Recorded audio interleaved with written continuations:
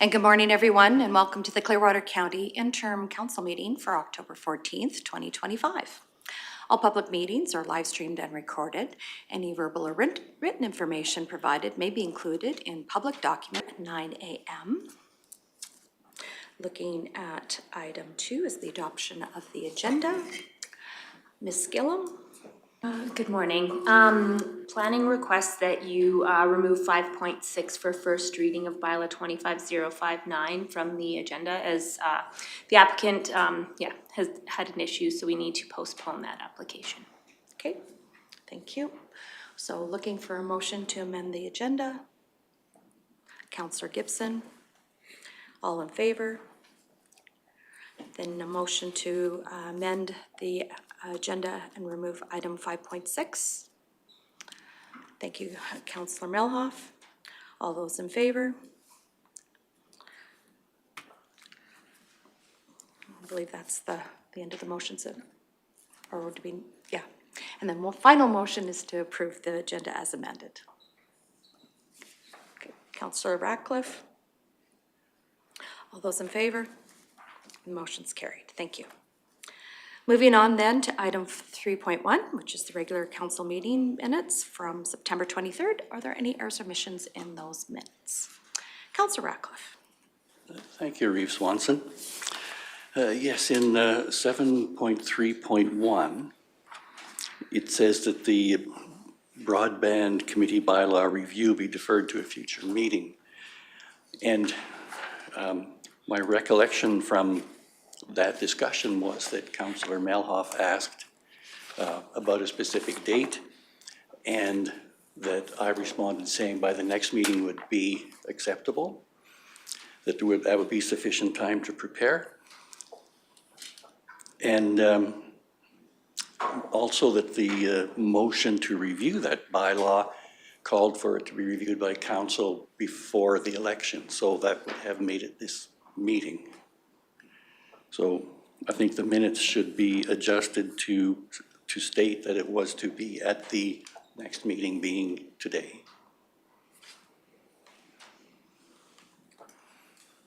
I didn't review the YouTube channel. Is there any other comments or questions on the suggestion? Or are you finished? Sorry, I'm apologizing. No, I'm just going to add to that I did review the record, and I think my microphone was not on when I made that comment that by the next meeting would be sufficient time to prepare.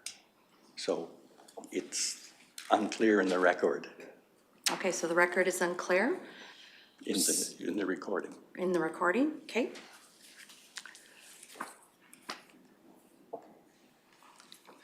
All right, so you wish to make the amendment? Yes. To the minutes? Okay, so how should it be reflected then? Or what you're proposing? This should be deferred until the next meeting, instead of until a future meeting. All right, any comments or questions on that motion to change those minutes? Councillor Melhoff. Well, I absolutely agree. My issue is then we just approve an agenda. Should we be adding this to this meeting today? Because if we change the minutes to reflect that it needs to come to this meeting, the agenda should be amended to include it in this meeting today. Okay. I mean, my original motion in January was just that it be done prior to the organizational meeting, so that the broadband community bylaw can be changed to reflect the needs of the community. And obviously, if it's not today, then it will not be done.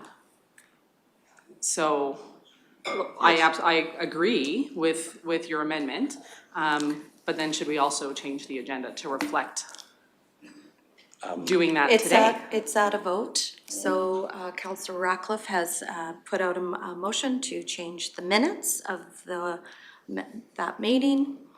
And is there any other comments or questions before I call the question for those amendments? I will not be supporting it. If the mic wasn't on and it wasn't recorded, I have not come today to deal with that particular item. It'll have to be into the next council. So, anyone else? All right, so I'll Go ahead, Councillor Ratcliffe. No, I just going to say, I have no input into the agenda except at the opening of the meeting, so I don't know why it wasn't included. All right, any other comments or questions before I call the question? All those in favor of the amendment of changing the minutes from the future meeting to the next meeting? All those in favor? Those opposed? Motion defeated.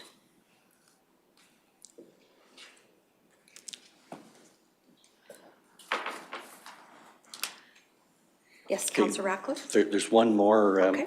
item. In reviewing the online record, I noticed that 7.3.4, which was the last minute addition to that,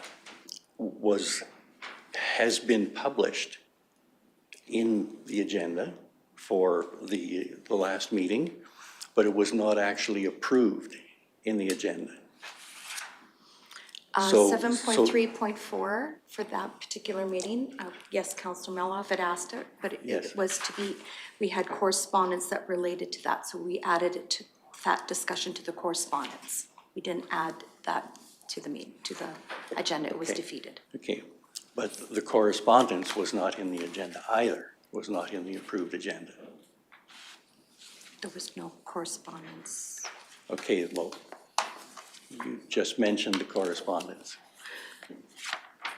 Okay.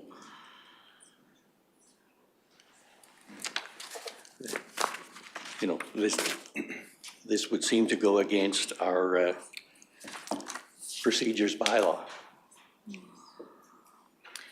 Going to go back.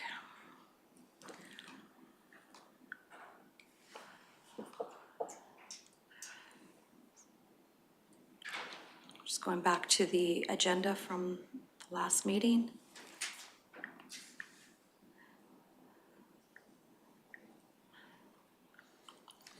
Okay. So with that, I'm not sure, I'm looking over to administration, and I'm not sure in that regards how that got missed in adding to the minutes, and that the motion was to put that on, so perhaps we'll just take a quick break and I can find that motion and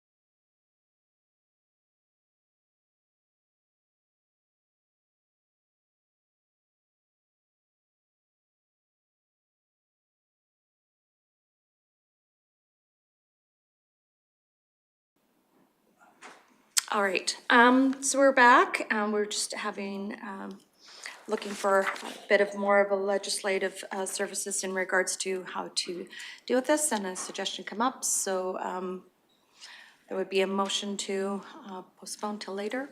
Councillor Bylaw? I can make the motion that we postpone the motion regarding minutes or part 3.1 and bring them back for review after staff has had the opportunity to review them. I also have noted that the point of order in 7.3.1 is not noted in the minutes either, so perhaps it wasn't caught either, so it'd be a good opportunity for that to be reviewed and brought back to us later in the meeting. Okay, thank you. All right, any other comments or questions on that motion to postpone to the end, later in the meeting? Seeing no lights, I'll call the question. All those in favor? That motion's carried. Thank you. Right. Now moving on to section 4, which is our public hearings.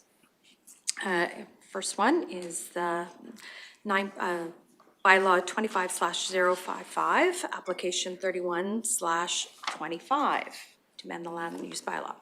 So I'll call the public meeting to order at 9:14 and outline the process to be used. During this public hearing, members of the public may participate both in person and by virtual attendance. During the hearing, if you are attending online, and we will inform you when it is your turn to speak, whether in favor of or opposed to the application. Participants wishing to speak will be given a maximum of 5 minutes and with a 1-minute warning before your time is up. If you're watching the hearing via the council YouTube channel, it is best that you mute the YouTube and listen via the online meeting, as there is a 30-second delay. If you are participating via online or via telephone and get disconnected, please rejoin the meeting with the link or callback number provided, and we will add you back to the meeting. Everyone present shall register. All persons wishing to speak shall be recognized by the chair. Every presenter, when told it's their turn, shall identify themselves, their organization, if any, and whether they're in favor of or opposed to the bylaw. If a presenter becomes repetitive, they may be limited by the chair. If a presenter or member of the audience becomes disrespectful, they may be asked to leave by the chair. No outside recording devices will be permitted. We ask that cell phones be turned off or put on silent mode, and breaks within the hearing will be called at the chairman's discretion. First, the development officer will explain the background of the application, then the applicant will be invited to outline the reasons for the application. At any time, council members have the opportunity to ask questions. Any submissions received from other agencies will then be read out. Then anyone who's present in person, whom is in favor of the application, will be asked to submit his or her presentation. After that, we will go online to ask anyone participating virtually if they would like to speak in favor of the application. Following this, comments will be requested from anyone who is opposed to the application, first for the in-person participants and then for the online participants. The applicant will have the last word and thus respond to any issues previously raised. And so before we turn it over for the staff background, let's take a moment to do introductions. Welcome, great to see you guys again. Jenny Melhoff, the councillor for Ward 1. Good morning, Darrell Lougheed, Councillor, Ward 3. Good morning, Brian Cermak, Councillor for Division 6. Good morning, Michelle Swanson, Reeve, and councillor for Ward 7. Good morning, Jordan Northcott, Ward 4, Councillor. Good morning, Neil Ratcliffe, Ward 5 Councillor. Good morning, Barbara Gibson, Councillor. Good morning, Kim Gillam, Manager of Planning. Good morning, Dustin Bisson, Senior Planner. Good morning, Garth Coffey. Good morning, Teresa Coffey. Welcome. So with that, I'll ask Mr. Bisson to outline the background of this application, please. Thank you, Reeve Swanson, and good morning, Council. Garth and Teresa Coffey currently hold title to the Southwest 1538-6, containing 151.80 acres of land. Subject land is located approximately 13 kilometers southeast of the town of Rocky Mountain House. The landowners have made application to redesignate 3.60 acres of land located in the northwest corner of the quarter section from Agriculture District A to Country Residential Agricultural District CRA. Pending the outcome of the land use amendment, the applicants will then proceed with a subdivision process to create separate title to the 3.6 acre CRA parcel. The proposed developed parcel is described as being fairly flat and contains a residence and a few ancillary buildings. The applicants have indicated that the existing services include water well, a septic field. Access to the proposed parcel is off of Range Road 6-3, which is the Arbutus Road adjacent to the west property boundary. The balance of the quarter section is described as having a gentle slope upwards towards the northeast, and the quarter is mainly cleared pasture land with the exception of the southwest corner, which is low wetland. There's an existing developed subdivision taken out of the northwest portion of the quarter, and the landowner of the existing subdivision, along with the owners of the quarter section, have made application to complete a boundary adjustment to realign that existing parcel by bringing that parcel to abut the south boundary of the new proposed parcel. Access is available off of Township Road 38-2. Surrounding land uses are predominantly agricultural with a few residential parcels and one crown quarter to the west. The attached package provides more detail and the applicants are here to speak to the proposal.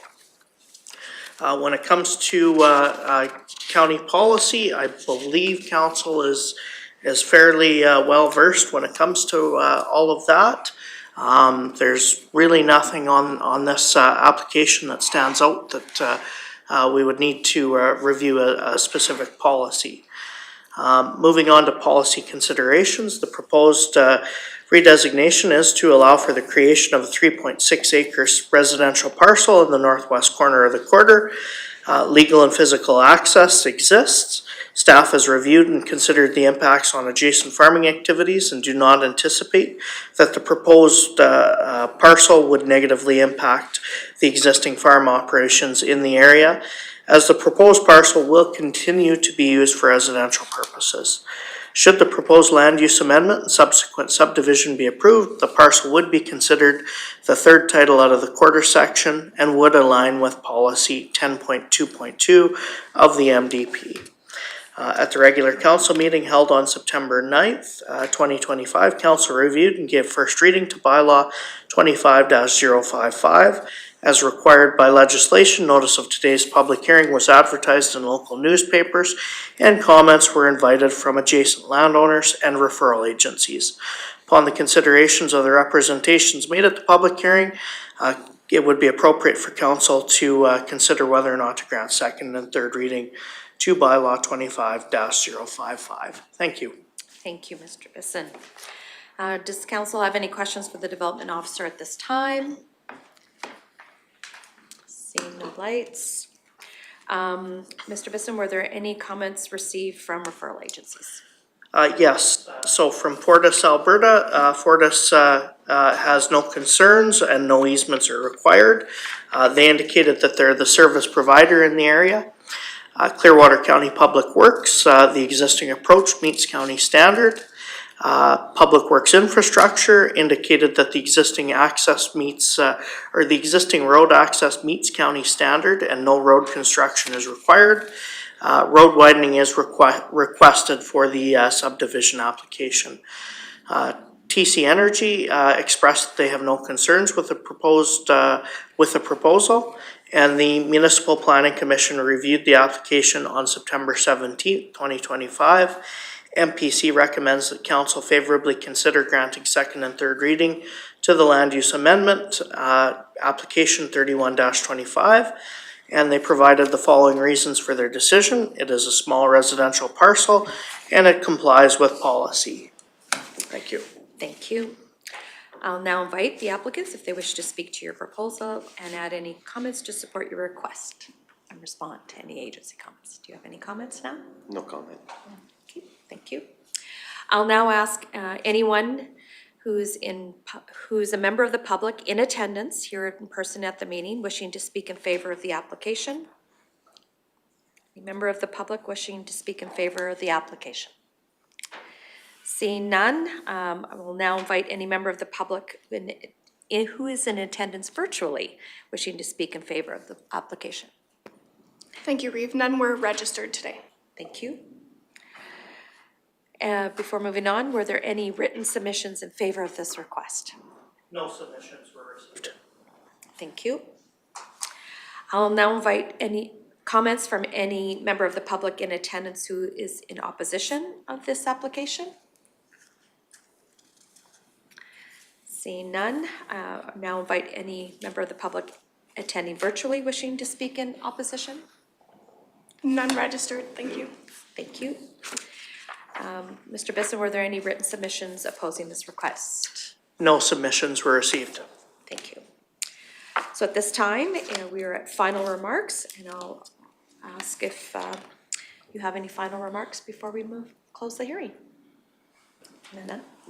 Okay, none taken, so I will close the hearing at 9:23. No motions are made at this time.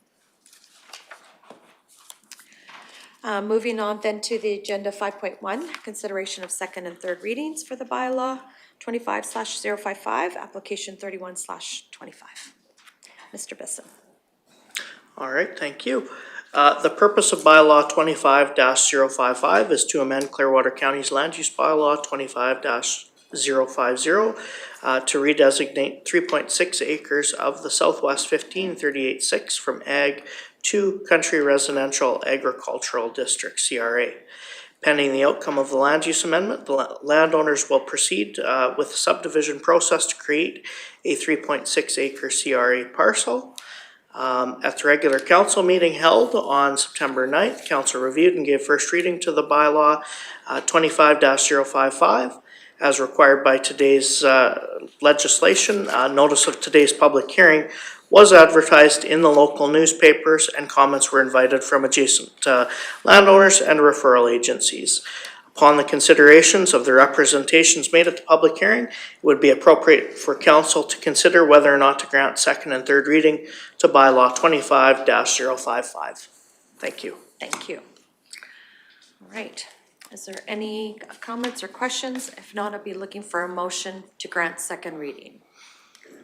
Okay,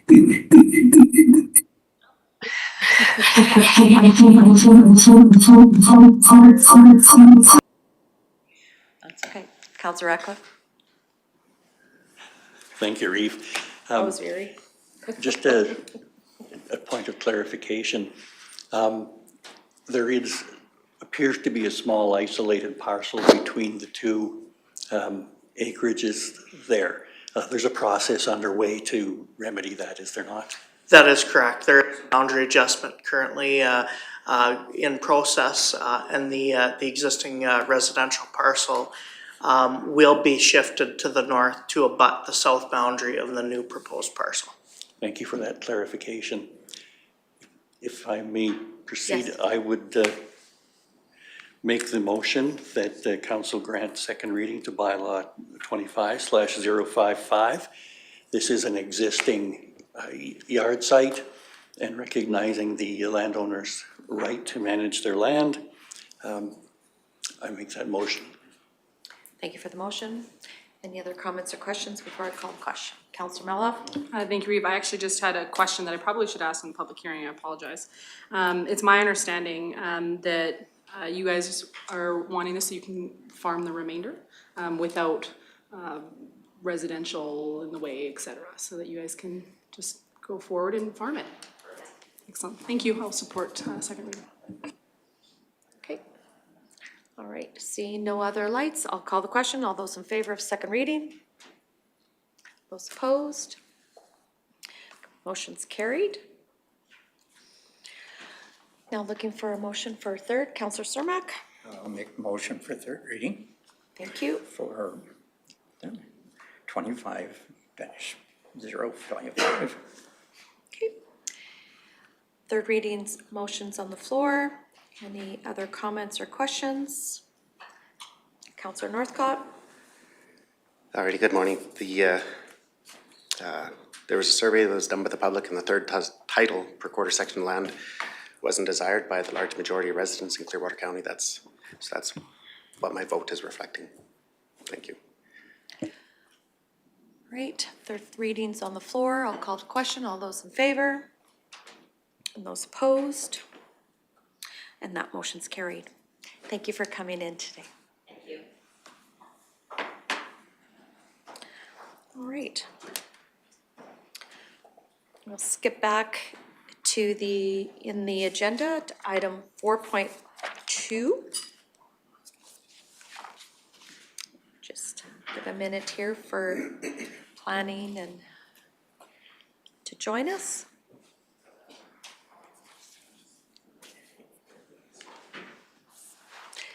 Good morning.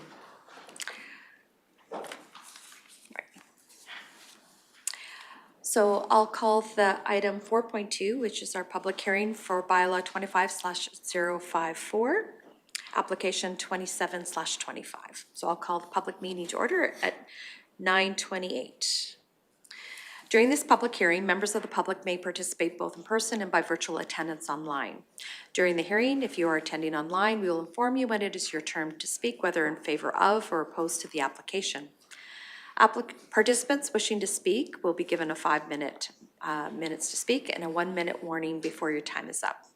If you are watching via the YouTube channel, please mute yourself and listen via the online meeting, as there is a 30-second delay. If you're participating online or via telephone and get disconnected, please rejoin the meeting with the link provided or the callback number that was provided, and we will add you back to the meeting. First, I'll outline the process. Everyone present shall register. All persons wishing to speak shall be recognized by the chair. Every presenter, when told it's their turn, shall identify themselves, their organization, if any, and whether in favor of or opposed to the bylaw. If a presenter becomes repetitive, they may be limited by the chair, or if a presenter or member of the public audience becomes disrespectful, they may be asked to leave by the chair.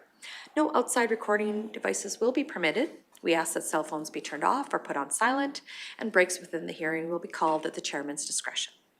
First, the development officer will explain the background of the application. Then the applicant will be invited to outline reasons for the application. At any time, council members have the opportunity to ask questions. Any submissions received from other agencies will then be read out. Then anyone who is present in favor of the application will be asked to submit his or her presentation. After that, we'll go online to ask anyone participating virtually to speak in favor of the application. Following this, comments will be requested from anyone who's opposed to the application, first for the in-person and then to the online participants. The applicant will have the last word and thus respond to any issues previously raised. But before we turn it over to staff for the background, let's take a moment to do introductions. Welcome, great to see you guys. Jenny Melhoff, the counselor for Ward 1. Good morning, Daryl Lougheed, Councillor, Ward 3. Good morning, Brian Cermak, Councillor for Division 6. Hello, Michelle Swanson, Reeve, and counselor for Ward 7. Good morning, Jordan Northcott, Ward 4 councillor. Good morning. It's been a while. Neil Ratcliffe, councillor for Ward 5. Good morning, Barbara Gibson, Councillor. Good morning, Kim Gillum, manager. Good morning, Rick Emmons, CEO. Good morning, Dawson Conley, development officer. Good morning, Michelle Dahlmeyer with Invista Consulting. Debbie Reglin. And Jerry Reglin. Good morning. So with that, I'll ask Mr. Conley to outline the background of this application, please. Thank you, Reeve. Jerry and Debbie Reglin currently hold title to Plan 0024448, Block 1, Lot 2, part of the Southeast 2437 of 8, containing 71.71 acres. The subject land is designated the Agricultural District, and the subject property is located approximately 21 kilometers south of the town of Rocky Mountain House. The applicant, Michelle Dahlmeyer with Invista Consulting, has made application on behalf of the landowners to redesignate 5 acres from the Agricultural District to the Country Residential Agricultural District. The remaining 66.71 acres of the subject parcel will remain under its current designation. Pending the successful adoption of the land use amendment and the draft Reglin outline plan, the applicant and the landowners will proceed with an application for subdivision. The resolution to adopt the outline plan will be considered after the public hearing is held for bylaw number 25/054, but prior to the consideration of second and third readings. The area subject to the application has varying topography and clusters of trees. The site is partially developed with a residential shop, septic field, and water well. These are all contained within the proposed boundaries, and access exists off Range Road 6-0. The remainder of the subject land is developed with residents in the central portion of the property. The applicant is proposing to amend the land use bylaw to accommodate subdivision and development of an additional residential parcel. As per Clearwater County policy, the applicant has provided the draft outline plan for council to review, which has been attached. Surrounding land uses are agricultural, residential, and recreation. There is no LSRS rating that has been identified for this area, therefore there's no map for that. And as per MDP policy 10.2.7, there is an attached outline plan to support this application. Thank you. Thank you. Does council have any questions for the development officer at this time? Seeing none, Mr. Connolly, were there any comments received from referral agency? Clearwater County Assessment noted that if approved, they would like to advise the applicant that the subdivision will be assessed under the residential class. Clearwater County Planning and Emergency Services, Fire Services, the fire SCOs have reviewed this land use amendment and have no concerns. TELUS Communications has no concerns. Public Works Operations has noted that the approach into the proposed parcel will be required to be upgraded with 10 yards of gravel. Public Works Infrastructure has no objections. Road widening will be required to be signed at the time of subdivision. However, this was likely done at the time of previous subdivisions. Fortis Alberta has no concerns, and the Municipal Planning Commission recommended that council favorably consider granting second and third readings to bylaw 25/054 and adopt a Reglin outline plan. They noted the following reasons. It's a developed site with existing utilities. Invis Tech has been working with the community and has received no concerns. And the proposed area is better suited as a residential site. And no comments were received from adjacent landowners. Thank you. Okay, thank you. Councillor Melham. Thank you, Reeve. The applicant just noted in the background in paragraph 3, access exists off Range Road 6-0. It's actually 8-0.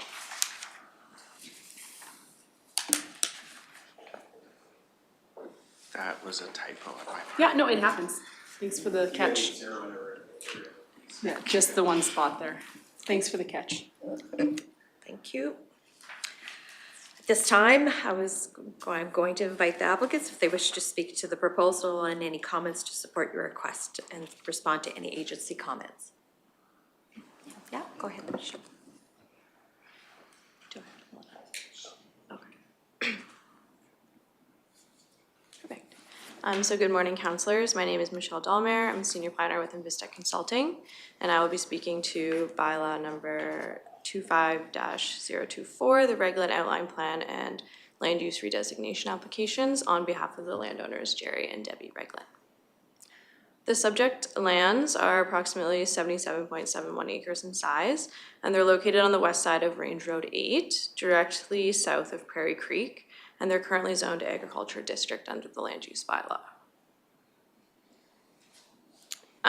Existing conditions of the land include a mixture of open pasture and tree cover. The property currently consists of an existing dwelling and 2 accessory buildings, which includes a shop with its own servicing and access. Invistec was retained by the landowners and initiated the project by attending a pre-application meeting with county administration in May of 2025. During the pre-application meeting, it was noted that an outline plan would be required to facilitate the land use redesignation for future subdivision of a 5-acre lot. Invistec began background research and completed the proposed outline plan and land use redesignation application, and then submitted them to the county in July of 2025. The first reading was passed at the regular meeting of September 9th. And should council agree to pass second and third reading approving the application, the landowners will then apply for a subdivision of the 5-acre parcel and the applicable development and building permits for the proposed dwelling. So bylaw number 25-054 proposes a redesignation of 5 acres from the agriculture district to country residential agricultural district to facilitate future subdivision of 1 lot. This new lot is intended for the construction of a new single detached dwelling for a member of the Reglin family. Under policies of the MDP, applications for subdivision beyond 4 parcels in a quarter section is considered a multi-lot subdivision and therefore requires an outline plan. This application would result in a total of 5 lots for the quarter section. Therefore, Investec has prepared an outline plan for council's consideration. The outline plan addresses additional policies in the MDP as they pertain to site suitability and impacts on environmental features, roadways, and the adjacent area. The proposed parcel size of 5 acres is also in alignment with the parcel requirements of the country residential agricultural land use district in the land use bylaw. The proposed redesignation and subdivision of the 5 acre parcel is intended to support the development of an additional single detached dwelling. The site is located along the southeast border of the property and will include the existing shop and access from Range Road 8, along with a natural clearing for the building site. The proposed parcel will also tie into existing water well and septic field, which is currently being utilized by the shop, and the driveway will extend from the existing access for the shop to the building site. In alignment with policies of the MDP, the outline plan addresses effects of the proposed development on transportation, environmental, and the adjacent area. Since the end development proposal is just 1 additional detached dwelling, there's no anticipated traffic impacts. And the proposed parcel is also located along the southern boundary of the property to avoid causing any further impacts to the natural area surrounding Prairie Creek. To gauge impact on the adjacent area, Investec sent out a letter to 13 adjacent landowners. You can see they're highlighted in red there on the map. The letter outlined the proposed development and provided landowners with contact information should they have any comments on the proposal or feedback. To date, no comments have been received. So given the minor nature of the proposal and the lack of feedback from adjacent landowners, it's been concluded that the proposal will have no significant impact on the adjacent area. In summary, the proposed redesignation outline plan provide guidance on future development of the 5 acre parcel in alignment with the MDP and land use bylaw. The intent of the proposal is to provide the Reglin family with an additional single detached dwelling, and the parcel will tie into existing services and use an existing access point from Range Road 8. Since no impacts to traffic, environment, or the adjacent area are anticipated, and the final parcel size is also meeting the requirements of the CRA district, we are respectfully requesting that council approve the proposed land use redesignation and outline plan. Thank you. Okay, thank you. Any comments or, any questions for the development officer or the applicant at this time? Councillor Ratcliffe? Thank you, Reeve. Mr. Connolly, could you refresh me on my memory on how this parcel was created in the first place and when? You know, it doesn't seem to be any natural boundary like a creek or anything flowing through it. That, I believe it was done by fragmentation by the hill. That was before my time, so Kim might be able to speak to that. Ms. Skellum? Correct, yeah. I'm not sure about the parcels to the north. Obviously, they're separated by the creek there. I don't remember the history of when those were done. But yeah, the parcel on the south part of the quarter section was separated from this piece by fragmentation a number of years ago. There's a hill there that they followed. Okay, so this hill would make it kind of unsuitable for agriculture? Except grazing? Not necessarily. The hill was just like steep enough that they considered it a fragmentation, so they separated by that, but I'm not sure about, I mean, it's fairly steep, so, but I suppose it could probably be used for grazing, but. Okay, all right, Yeah. Thank you. Okay. Seeing no other lights, I will now invite any member of the public wishing to speak in favor of this application. will now invite any member online wishing to speak to this application. There were none registered. Thank you. I will now invite any member of the, Mr. Colley, were there any written submissions in favor of the request? No written submissions were received. Thank you. Now I'll invite any member of the public in attendance wishing to speak in opposition to the application. Seeing none, I'll invite any member of the public attending virtually wishing to speak in opposition of the application. There were none registered. Thank you. Mr. Connolly, were there any written submissions opposing this request? None were received. Thank you. So at this time, the applicant gets the final remarks. Open to you. No comment? Okay, thank you. So I'll close the hearing at 9:43. No motions entertained at this time. And we'll move down to item 5.2, which is the consideration of second and third readings of the Bylaw 25/054, application 27/25. And there are two recommendations by staff. One is to adopt the outline plan, and the second is for second recommendation for second and third readings. So looking for, if there's no comments or questions in regards, would be looking for a motion to adopt the Reglin outline plan. Councillor Mahi? Thank you. It appears to me to be logical and complete, so I would be pleased to make the motion to approve the outline plan. Okay. Any other comments or questions on the outline plan? Councillor Melhoff? Thank you, Reeve. I will happily support that motion as well. This is a very active community. There's been other applications where there's been a lot of community input. And seeing that there's been no negative community input is a very good sign, and I will be supporting the outline plan for that reason as well. And thank you for doing a lot of public outreach with your outline plan development. Right. Any other comments or questions on the outline plan? Motions on the floor. I'll call the question. All those in favor? Those opposed?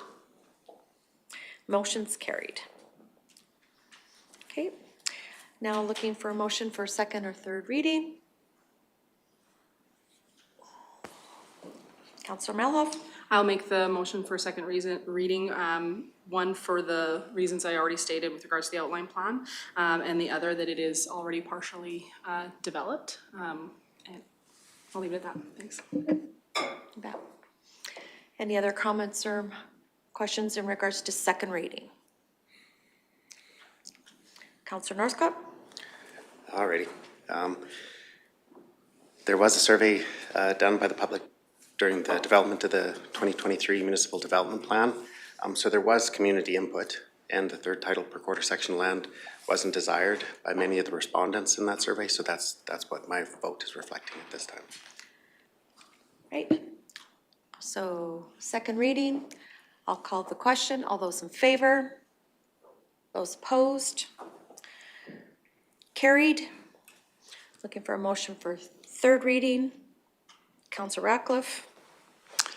I'll make the motion for third reading to Bylaw 25/054. This has already been mentioned. This is a developed yard site. It's just missing a residence. And I believe this is for succession planning. Anyway. Okay, thank you. That's my motion. All right. Any other questions or comments on third reading? Seeing no, Councillor Melhoff? Thank you, and I will be supporting third reading as well. And just a note, this isn't the third title. So just to let you know, this is more than that. Okay. All right. So I'll call the question. All those in favor? Those opposed? And motion's carried. Thank you for coming in today. You bet. All right. So moving on then, we'll flip back to item 4.3, which is the public hearing for bylaw 25/052.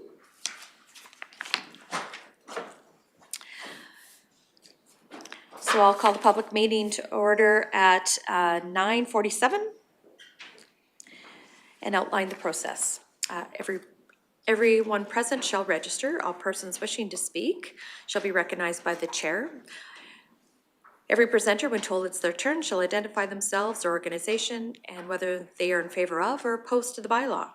If a presenter becomes repetitive, they may be limited by the chair. If a presenter or member of the audience becomes disrespectful, they may be asked to leave by the chair. No outside recording devices will be permitted. We ask that cell phones be turned off or put on silent, and breaks within the hearing will be called at the chairman's discretion.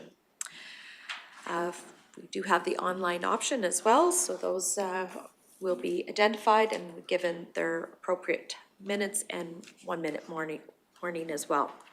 First, the development officer will explain the background of the application, then the applicant will be invited to outline reasons for their application. At any time, council members have the opportunity to ask questions. Any submissions received from other agencies will then be read out, and anyone present in favor shall be asked to submit his or her presentation. Following this, comments will be requested from anyone who's opposed to the application. The applicant will have the last word and thus respond to any issues previously raised. So before we go through the background, let's do a quick moment for introductions, please. Welcome, Jenny Melhoff, Councillor for Ward 1. Good morning, Darrell Wahid, Councillor, Ward 3. Good morning, Brian Cermak, Councillor for Division 6. Good morning, Michelle Swanson, Ward 7, Councillor in Reef. Good morning, Jordan Northcott, Ward 4, Councillor. Good morning. Neil Radcliffe, Ward 5, Councillor. Good morning, Barbara Gibson, Councillor. Good morning, Kim Gillum, Manager of Planning. Good morning, Rick Emmons, CEO. Good morning, Holly Bealey, Development Officer. Good morning, I'm Charlie Gibson of Grizzly Energy Services. Good morning. So I'll ask now Ms. Bealey to outline the background of this application, please. Thank you. Grizzly Energy holds title to the southwest of 163804, and it contains 159 acres. The land is located 3.5 miles west of Red Deer County, approximately 3.5 miles south of Highway 11, and half a mile west of the Wall Street Road. The proposal is to redesignate 7 acres from the agricultural district to the country residential agricultural district for the purpose of creating a residential parcel. Therefore, this application is in conjunction with a subdivision application. The proposal would be considered the third title from the quarter section and located in the southeast quadrant of the land, abutting Township Road 38-2 to the south, wherein legal and physical access can be achieved. It is flat land containing a developed yard site, complete with a residence, garage, and various ancillary buildings and services. All buildings and services can meet the minimum setback distance requirement for subdivision purposes should the land use amendment be successful. The balance of the land is bare, undeveloped, flat to gently rolling land, which will remain under its current designation being agricultural. There is a 0.92 acre agricultural parcel in the northwest quadrant of the land, which was created in 1975. This parcel is described as an isolated parcel for industry, and it houses a meter station for ATCO gas. Access is by way of easement registered against the balance of the quarter section, and it's off of Range Road 4-4 to the west. Surrounding land uses are agricultural and residential. There's no environmental sensitive features within or adjoining the land. However, there are 2 wells and numerous pipelines that run through the property, 2 of which contain sour gas. I know you guys are familiar with policy. I'll just do a quick recap for you. We've included Section 9 of the Municipal Government Act, which talks about the site suitability and access for the property. As well as the Municipal Development Plan, we've included provisions for subdivision and development on agricultural land. I've also included provisions for rural residential development considerations. And it looks at the number of titles allowed per quarter section, so this would be the third title. We talk about legal and physical access to the property, which the land does have. And then for the rezoning, if there's any studies that council would want to see prior to this, they have the provision to do that. And any impacts that might affect the land. Included provisions regarding water and wastewater services, even though the site does currently have them and they meet provincial requirements, and a provision for municipal reserves because at the time of subdivision we would be requiring them. From Clearwater County's Land Use Bylaw number 25/050, I've included the country residential agricultural purpose definition, as well as the appropriate sizes for a CRA parcel, which are a maximum of 7 acres. So for policy consideration, this is the first residential parcel from the quarter section, but considered the third title because of that small industrial parcel that was created. The use of the land, accessibility to roads, topography, water and sewer services all comply with the MGA. The proposed CRA area is 7 acres, and it does encompass an existing yard site with sufficient land for future development and services. It has suitable access off a county-maintained road, uses the least amount of cultivated land or land cleared for pasture, and does not interfere with any other agricultural operations on or adjoining the land. The only provision that this subdivision wouldn't qualify to meet is it doesn't abut existing residential parcel right in that very east corner. But everything else from the municipal development plan and the land use bylaw would comply. The area to the east of the proposal is approximately 1.83 acres in size, and it is utilized as pasture land. At the time it was presented to the Municipal Planning Commission, we had looked at possibly shifting that parcel over to abut the quarter line. And we did talk with the applicants about that, but we would like to keep the whole yard site within the proposal. They would be open to possibly having an oversized CRA parcel, but definitely want all the structures within the proposal. At the regular council meeting held on September 9th, council reviewed and gave first reading to this bylaw. And yeah, I guess if there's any questions council has for me, I'd be happy to answer them. Thank you. So with that, any questions for the development officer at this time? Councillor Cermak. Yes, I have concerning the sour gas wells. Is a setback okay for this acreage for the safety? I know that there's regulations that says you can't build within so many feet of the sour gas. I don't have that figure at hand. Do you know what that is? Yep, we circulate referral letters to REA, and then we send additional letters to the actual oil company. We caught this search, when we did the search, we noted the sour gas. They didn't provide any additional comments other than ACO Gas said they had no concerns. So what that tells me is that the level of sour within that pipelines is lower than a level 2. So it's just the setback distance is the pipeline right of way. The landowners that are out there also don't have an emergency response plan. Oh, okay. So there's not a safety issue for any of the residents out there. Good. Thank you. Yeah. Councillor Mello. Thank you, Reeve. The legacy provincial policies to give out titles rather than a lease is really what's triggering this requiring of at council table land use amendment. If that well was to be abandoned and or reclaimed, would there be any opportunity in our existing policies for that to be made into a residential or anything? It doesn't look like it has any municipal access, so we probably wouldn't grant any type of development permit, but please correct me if I'm wrong. They could look to consolidate that title back into the quarter section, but we would definitely have concerns with issuing any type of development permit in that area due to the wells. Okay, and that, sorry if I may. Go ahead. Can that be mitigated in some way through caveat so that it's understandable that that will never be granted development permit due to not having municipal access, or are our current policies and or development bylaws sufficient? I think that it's the use of that parcel. So it's used for industry at this time. It's an ag parcel. What they would be able to do out there on that small property would be very limited. But they could apply for essentially anything and we would bring it to the Planning Commission if we had concerns. At the time of subdivision though, if they wanted to consolidate that back into the quarter, we could definitely put a caveat on the title that said something about the wells being out there. Okay, perfect. Thank you. Thank you. Seeing no other questions, I'll now ask Ms. Bailey to present comments received from referral agencies, please. Yes, assessment provided their standard comments that just outlined to the landowners that the property is subject to change. Their taxes are subject to change.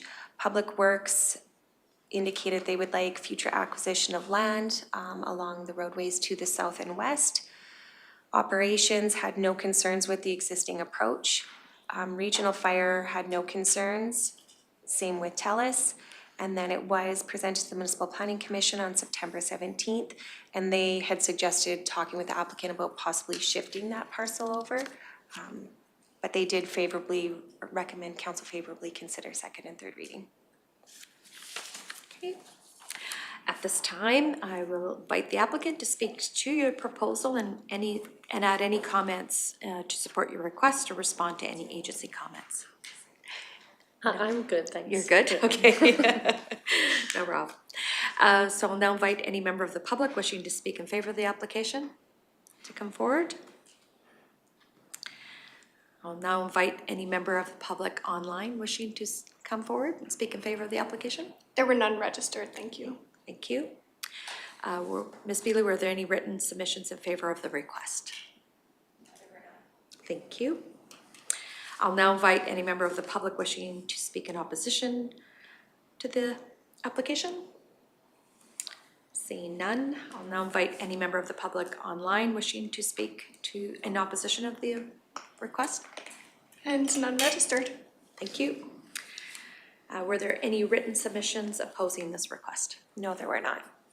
Okay, thank you. And at this point in time, do you have any final remarks? Again, I'll ask you one more time. No? No. Okay, thank you. So I will now close the hearing at 9:59, and no motions entertained at this time.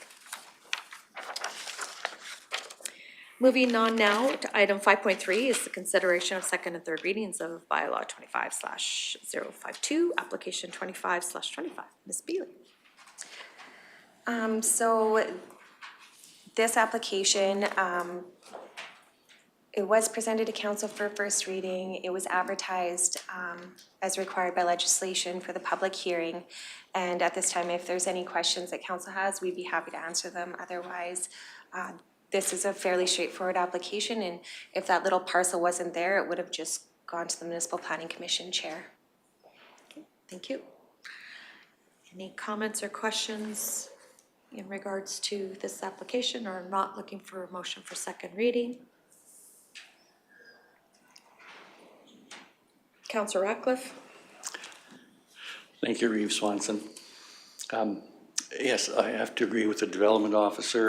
This seems quite straightforward, that it would be an easy approval as it is the first residential parcel.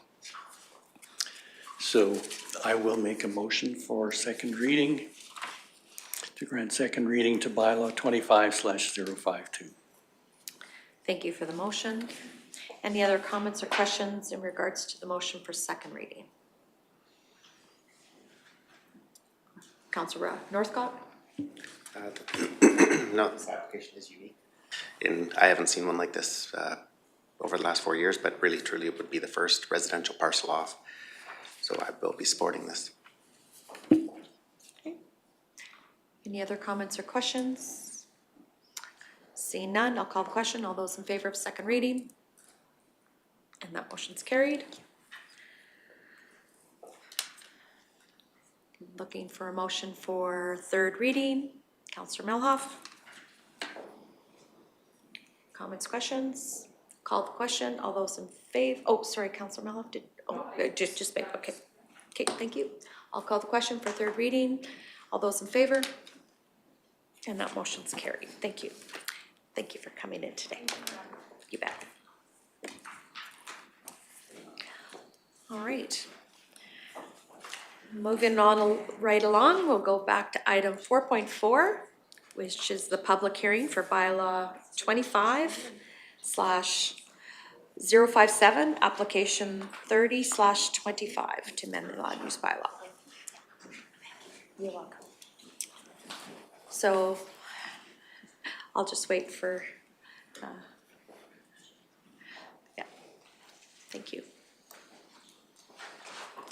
So I'll call the public hearing to order at 10:02 and outline the process to be used. Everyone present shall register. All persons wishing to speak shall be recognized by the chair. Every presenter, when told their turn, shall identify themselves, their organization, and whether in favor of or opposed to the bylaw. If a presenter becomes repetitive, they may be limited by the chair. If a presenter or member of the audience becomes disrespectful, they may be asked to leave by the chair. No outside recording devices are permitted. We ask that cell phones be turned off or on silent, and breaks within the hearing will be called at the chairman's discretion. Those online will be recognized and told it's their turn, and any warning, if a minute warning for their time is up. Firstly, the development officer will explain the background of the application. Then the applicant will be invited to outline the reasons for the application. At any time, council members have the opportunity to ask questions. Any submissions received from other agencies will then be read out. Then anyone who is present and in favor of the application will be asked to submit his or her presentation. Following this, comments will be requested from anyone who is opposed to the application. The applicant will have the last word and respond to any issues previously raised. Before we turn it over for the background, let's quickly do another round of introductions. Thank you, Jenny Melhoff, Councillor for Ward 1. Good morning, Darrell Lougheed, Councillor, Ward 3. Welcome, Brian Cermak, Councillor for Division 6. Morning, Michelle Swanson, Reeve, and Councillor for Ward 7. Good morning, Jordan Northcott, Ward 4, Councillor. Good morning, Neil Ratcliffe, Ward 5 councillor. Good morning, Barbara Gibson, Councillor. Good morning, Kim Gillam, Manager Planning. Good morning, Rick Emmons, CEO. Good morning, Holly Bealey, Development Officer. Good morning, Sheila Wesolowski, applicant. And I am Kimberly McDonald, Sheila's Realtor. Thank you. So to start us off, Ms. Bealey, can you please outline the background of this application? Sure. Sheila Wasowski, on behalf of Edward Kime Estates, currently holds title to the Southeast 1137-6, contains 155.64 acres. The subject land is known as the Caroline Golf Course, located approximately 4 miles north of the hamlet of Caroline. The proposal is to redesignate the south half of the quarter section from the agricultural district. It says recreational facility, but it should say recreational major district. This land has a multiple land designation. The north portion of the quarter section contains 80 acres and was designated recreation facility in June of 1990 to accommodate a golf course. The south half of the quarter section contains 80 acres and remains under the agricultural district. There is also a 2.42 acre country residential district parcel located in the northeast corner of the quarter section. Development permit 48/91 was granted for a 9-hole golf course and related facilities. All buildings associated with the golf course are located in the recreational designated land in the north. Since then, an additional 9 holes were constructed on the south half of the quarter section. The applicant is looking to legalize the 18-hole golf course, which prompted the redesignation request. The subject land is flat to rolling land, previously outlined as ideal terrain to accommodate a golf course. There are no structures or services within the south portion of the land. Access will not change and will continue to utilize the Caroline North Road adjacent to the east property boundary. Surrounding land uses are agricultural, residential, and crown-owned land. The Cheddarville Natural Conservation Area and Clearwater River are located to the northwest of the subject land. So again, I've included provisions from the Municipal Government Act with regards to development regulations when we're looking at what we should consider when reviewing an application, so such as your site suitability for the municipal development plan. I've included provisions that talk about development on agricultural land, and that the quality of the ag land is just one of the many that must be considered. I've included from economic development their goals, which is to promote economic development activities that enhance and diversify our local economy. It outlines that the county should encourage the retention and expansion of existing businesses, and that the county shall provide a variety of commercial land uses,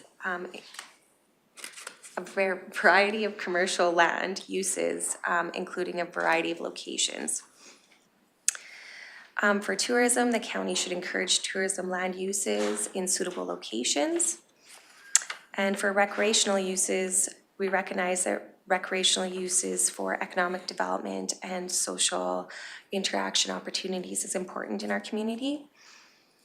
The county may allow recreational uses at appropriate locations where suitable and can meet the requirements of the land use bylaw, such as access or your water, wastewater services, and to minimize potential impacts on adjacent lands. And then from the redesignation side of things, we should ensure to incorporate all provisions from the municipal development plan, and the county may require any studies that they deem necessary to approve the development and what they shall consider. So impacts again on neighboring lands, natural capital, agricultural environment, and look at the scale and density of the operation proposed. From the land use bylaw, I've included the recreational major district definition, which is to accommodate major and intensive recreational uses. And then section 11.14A outlines discretionary uses where a golf course is considered. So for policy considerations, the north portion was already previously designated RF. It is to accommodate the 18-hole golf course. There are no structures on the south half. Access isn't going to change. The redesignation provides opportunity for the applicants to legalize the operation pending the outcome of the land use amendment. So at the regular council meeting held on September 9th, council reviewed and gave first reading to this bylaw, and we'd be happy to answer any questions. Okay, thank you. Does council have any questions for the development officer at this time? Councilor Melhoff. Thank you, Reeve. It's actually probably more procedural, but will the development permit, if this was to go through, would the development permit be amended then to reflect the full scope of the business? Because I'm sure the current development permit only reflects the previous scope of the business. Right. The current development permit talks about the 9 holes on the north, and then it talks about their clubhouse, parking lots, signage, and their access. It was done in 1990, so very limited for conditions. So we would review it in full at the Municipal Planning Commission. Excellent, thank you. Okay, thank you. Any other questions for council at this time? Okay, seeing none, I'll now ask Ms. Bylaw to present any comments received from referral agencies, please. We received standard comments from assessment, so again, just advising that the taxes could change on the property. Public Works Infrastructure outlined that the Caroline North Road meets municipal standards, but pending approval, a traffic impact assessment may be requested for access upgrades to the property. Pending any TIA results, upgrades may be required. Operations said they had no concerns with the existing approach. Regional Fire has no concerns with the proposal, but would like opportunity to provide additional comments at the development permit stage. Fortis Alberta had no concerns, and the Municipal Planning Commission reviewed this application on September 19th. And they discussed that the current land use amendment would bring the property into compliance and allow for the applicants to obtain their development permit approval. They are in favor of granting second and third reading. TC Energy outlined they had no concerns, and those are all the comments I received. Okay, thank you. So at this time, I invite the applicants if they want to speak to their proposal and add any comments to support your request or respond to any agency comments. No comments at this time, okay. I'll now ask any member of the public in person wishing to speak in favor of the application to come forward. See none. Were there any member of the public online wishing to speak in favor of the application? There were no virtual registrations. Thank you. Before going on, Ms. Bylaw, were there any written submissions submitted in favor of the request? No comments were received. Thank you. At this time, I'll invite any member of the public in person wishing to speak in opposition of the request. Seeing none, I'll now invite any member of the public online wishing to speak in opposition of the request. There were no registrations. Thank you. Ms. Bylaw, were there any written submissions opposing this request? Thank you.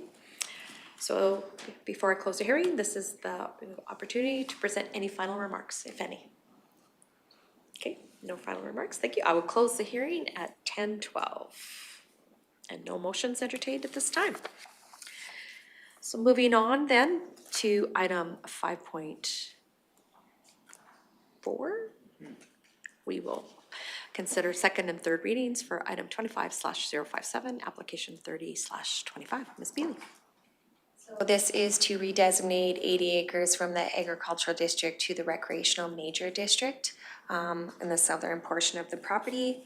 As required by legislation, the public hearing was advertised in the newspaper and online. And again, we'd be happy to answer any questions that council has. Okay, thank you. All right, so open the floor for motions or questions for Ms. Beely. Councilor Marlowe.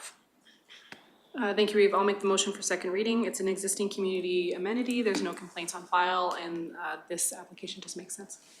Okay, thank you. Any other comments or questions? Councilor Ratcliffe? Thank you, Reeve. Yes, this seems to be just a housekeeping issue to classify the land zone as it's actually being used, so I will support this motion. Thank you. Seeing no other lights, I'll call the question. Those in favor of second reading? That's carried. I'm looking for a motion, Councilor Cermak. I'll make a motion for third reading because this has been operating as an 18-hole golf course for a number of years and it's doing great, so just to clean it up and make it legal and everything needs to be done. Thank you for the motion for third reading. Any other comments or questions? Seeing none, I'll call the question. All those in favor? And that motion's carried. Thank you for coming in today. Thank you. Yeah. So before moving on, we're gonna take a quick 15-minute break.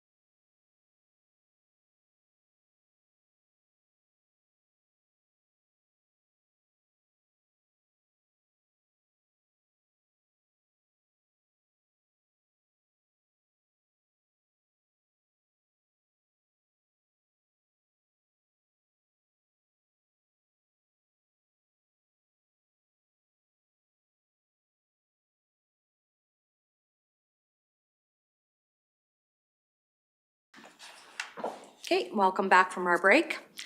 So we are at agenda item 5.5, which is first reading for bylaw 25/060, application 33/25. And I'll turn it over to Mr. Clark, please. Good morning. Thank you, Reeve. Morning, Reeve and Council. Before you is bylaw 25/060 to redesignate 5 acres of the north half of Northwest 2639-7 from the agricultural district to the country residential agricultural district. The applicant vendor of Investec Consulting Limited has made an application on behalf of the landowner, Christopher Limdinkoff, to redesignate the proposed parcel.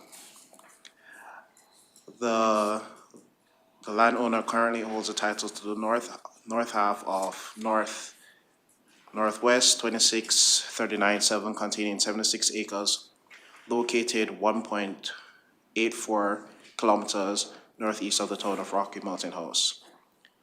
Due to the proximity to the town of Rocky Mountain House, the subject property falls within the long-term town boundary identified within Rocky Clearwater IDP.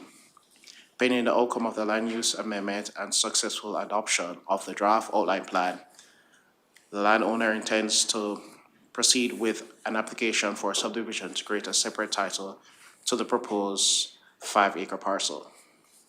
The proposed undeveloped parcel is located in the eastern portion of the north half of Northwest 2639-7.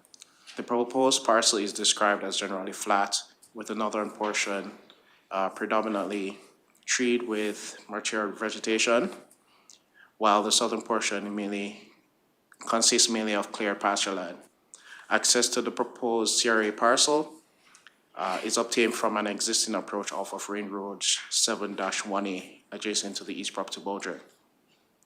The balance of the subject land is described as mixture of mainly heavily treed areas in the northern and western portion and clear pasture land in the southern portions of the subject land. A developed residential site is located in the northeast corner of the subject area. Access to the remainder of the subject area can be also obtained from an existing access off of Range Road 7-1, adjacent to the east property boundary. The applicant is proposing to amend the land use bylaw to accommodate the subdivision and development of an additional residential parcel as per Clearwater County policy.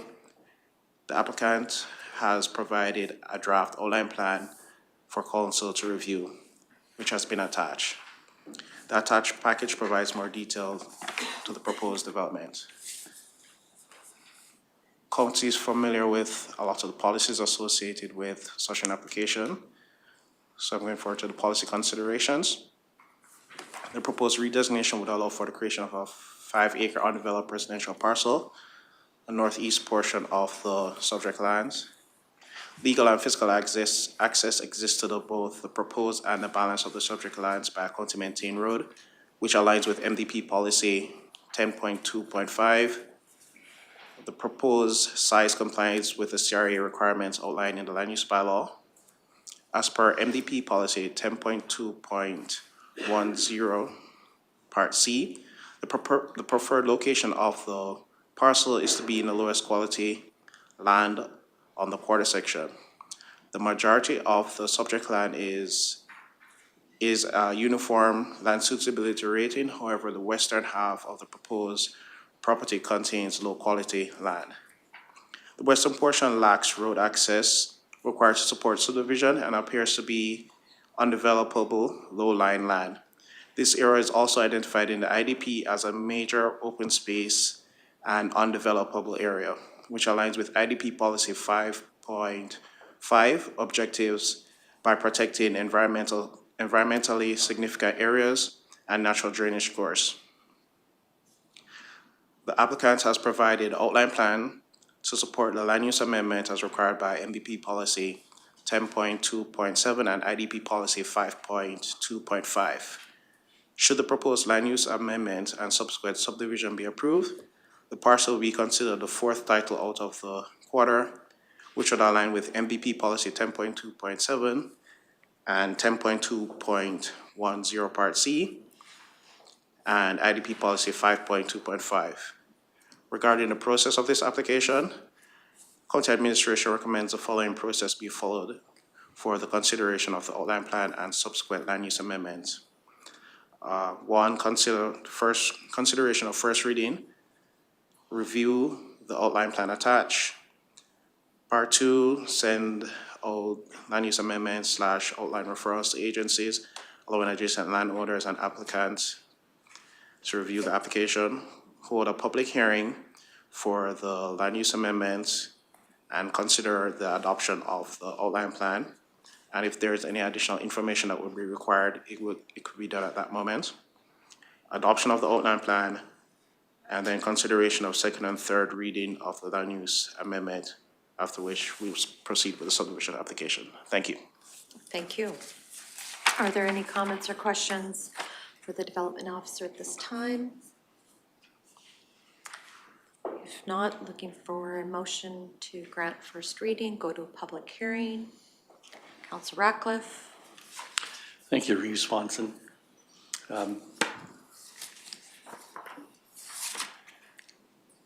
Yes, I will make the motion for first reading to proceed to a public hearing for bylaw 25/060. It seems to me that there's a small oversight in the municipal development plan in that it assumes the number of titles relates to an undivided quarter section. It doesn't really consider that a quarter may already have been subdivided. In which case this is really just the first residential parcel out of this property. Any other comments or questions? Councillor Meloff. Thank you, Reeve. I actually have a question with regards to process, because obviously there's an election next week. I understand that this isn't a public hearing, et cetera, and the MGA is clear that if you're not present during a public hearing, that you can't vote unless you've fully reviewed all of the materials. It was very unclear when I was reading through the legislation with regards to if a first reading can be passed, knowing that subsequent readings will be coming, and we know that council, there's an election. So how does this work with policy and or governance? And then I have a question about the outline plan as well. So, to my knowledge, with the public hearing, councillors that are present for the public hearing can vote for the approval of second and third reading or the adoption of the first reading is permitted prior to an election. Can Ms. Gill? Ms. Gill speak? We kind of spoke to Tracy about it, and our understanding is that the first reading is fine as long as the public hearing is under the new council, and then they make the decision for second and third that we could do the first reading and do our referrals over this period and then bring it back under the new council. That's what she understood to be okay. Okay, so follow up? Thank you. That's what I understood as well when I was researching this, but I just wanted to make sure that I confirmed that. My other question is with regards to the outline plan and the mail out specifically. Will that then come back to the new council, the mail out information? Is that still in process or is it completed? So the consultant did their own mail out. Yeah. In regarding the ASB, we as administration will also do an additional mail out after first reading. So follow up again. Thank you. Okay, but the mail out information then isn't in the outline plan, or is it somewhere else? Because it says like Appendix 1 landowner mail out, but then there's not a ton of information saying what that mail out said or what the information back from that mail out was. There's no like consolidation of the information they got from the mail out, or where they sent, like the last one had maps of where they sent mail outs, this one does not. there is a map where they sent mail out, page 11 of the Page 11? of the outline plan.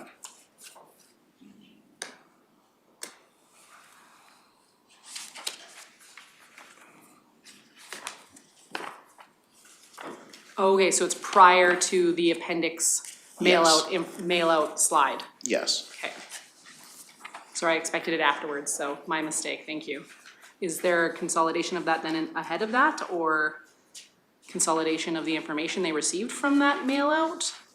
Yes, there was consolidation. If you go to Appendix 1, I believe, would be that information that was sent out. Yeah, the information that was sent out, but what they got back, is it just the feedback section that just says they're doing one-on-one meetings and prepared to host them? Or is there actual feedback that's been consolidated from the mail out that they did? Because I don't see any consolidation of the feedback from the mail out. Well, in regards to the feedback, Ben from Investec is here at the meeting as well, so he'll be best be able to speak to that portion of it. Okay.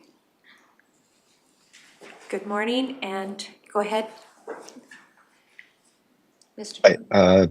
Yeah, Ben Dorr here with Investec Consulting. So yeah, in regards to your question on page 11, 7.3, we outlined the public engagement process. We sent mailouts to 32 landowners, which I believe 9 of them were in Clearwater County, and then the rest were actually within the boundary of the town of Rocky Mountain House. And then we did not receive any responses to those mailouts, so no concerns were brought up from adjacent landowners. Thank you. Okay, thank you for the information. So motion on the floor to grant first reading and proceed to a public hearing. Is there any other comments or questions for the applicant or for Mr. Clark? Seeing none, I'll call the question. All those in favor? That motion's carried. Thank you for coming in today, and thank you for attending online. All right, so that concludes item 5.5. And we're moving on now to our delegation section. And we have a delegation from the Compassionate Care Hospice Society. It is the Rural Youth Grief Support Project. I'll ask them to come forward and join us if you wouldn't mind. You bet. If you want, you can push one of those chairs out because we set up for 3, but you can push. Yeah. Perfect. Awesome. So before we get started, we're just going to do a quick round of introductions, okay? Welcome, Jenny Melhoff, Councillor for Ward 1. Good morning, Darrell Lougheed, Councillor Ward 3. Good morning, Brian Cermak, Councillor for Division 6 and Deputy Reeve. Hello, Michelle Swanson, Councillor for Ward 7 and Reeve. Good morning, Jordan Northcott, Ward 4 Councillor. Good morning, Neil Ratcliffe, Ward 5 Councillor. Good morning, Barbara Gibson, Councillor. Good morning, Rhonda Sirhan, Manager Financial Services. Good morning, Rick Emmons, CEO. Good morning, Bettina Van Newkirk, Director of Agriculture and Community Services. Perfect. Thank you so much. Could you guys just introduce yourselves? Absolutely. My name is Megan Weber. And I'm Christine Jaguar, and I'm the Youth Grief Program Coordinator with the Compassionate Care Hospice Society. Okay, thank you. So I'll turn the floor for the background with Ms. Van Newkirk, and we will get started. Good morning. So the item is regarding the delegation for the Rural Youth Grief Support Project from the Compassionate Care Hospice Society. The staff recommendation is that council receives the Youth Bereavement Compassionate Care Hospice Society delegation as presented. For some background, as Clearwater County is such an integral supporter of the Compassionate Care Hospice Society, representatives Megan Weber and Christine Gerger are here to introduce the new Rural Youth Grief Support Project that is available to residents of Clearwater County and Rocky Mountain House. This programming is being made possible by provincial grant funding. And I'll pass it over to you ladies. Okay. Sounds good. Thank you so much. So again, my name is Megan Weber, and I am here today to chat about the new program that we have with the Compassionate Care Hospice Society. So first of all, we just want to acknowledge that our presentation today comes at a very sensitive time in our community, and maybe speaks to the need for the supports that we bring here today. So we wanted to, as a hospice society, thank the county for the support that it's provided over the years. And we don't need money today. We're just here to pass along some information so that you folks have that information for the people that you represent. So for a number of years, hospice has been providing end-of-life care to the residents of Clearwater County and the town of Rocky Mountain House, all at no cost to them. And then they expanded into bereavement supports. So that was focused though on adults. There was no programming available for children and youth. So our executive director worked tirelessly and applied for a provincial grant that has been accepted and now lasts through until March of 2028 to bring child and youth bereavement supports and education to Clearwater County and the town of Rocky Mountain House. And so with that grant, there's going to be two sides of things. So I'll speak to my side of the programming, which is going to be adult education.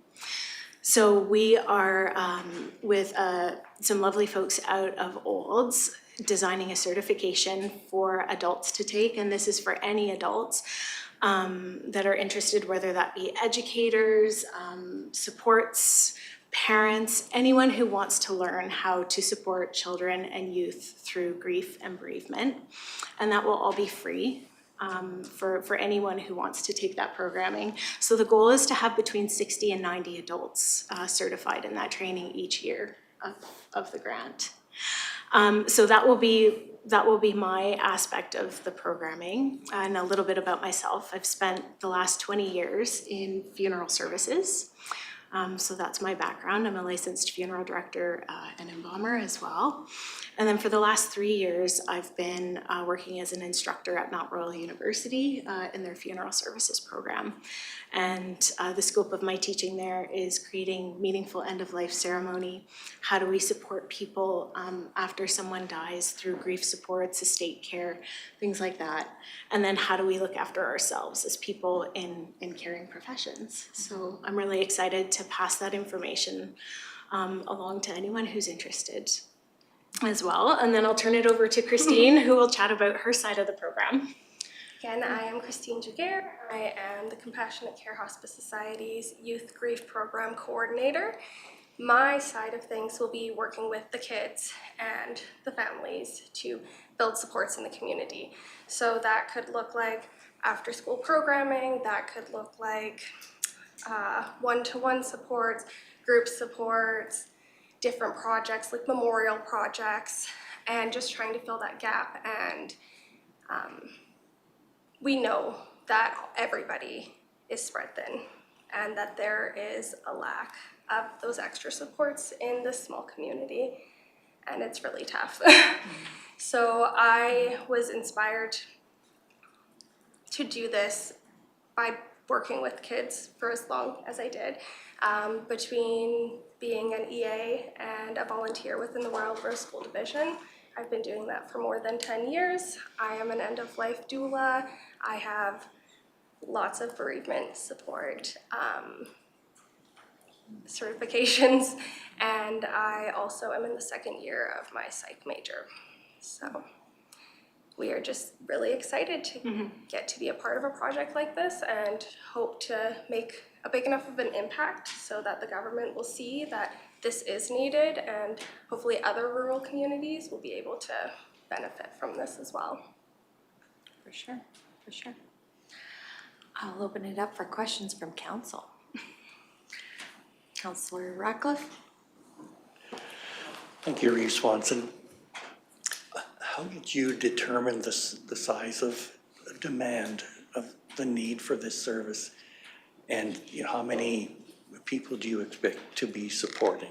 Like how many youth do you expect to be supported by this program? Yeah, so through I think there was a lot of guidance with writing the grant. So the 60 to 90 adults that we hope to train, I think was just based on kind of demographics in the population, and we've since done some further research, you know, as to what professions might be interested in having this extra certification. And then as far as the youth programming, we're looking to do at least 10 programs per year. That involve sort of multiple youth, and then also provide one-to-one support. So I don't know, other than just having that criteria of the number of adults trained and then the number of programs that we need to run, I don't think there's really any other parameters. Yeah. So for a need, we're aware of the need just by reaching out to schools and talking to the wellness workers. After the first recent tragedy, that was who immediately reached out to us. Now we are very new. Yeah. We are very, very new. And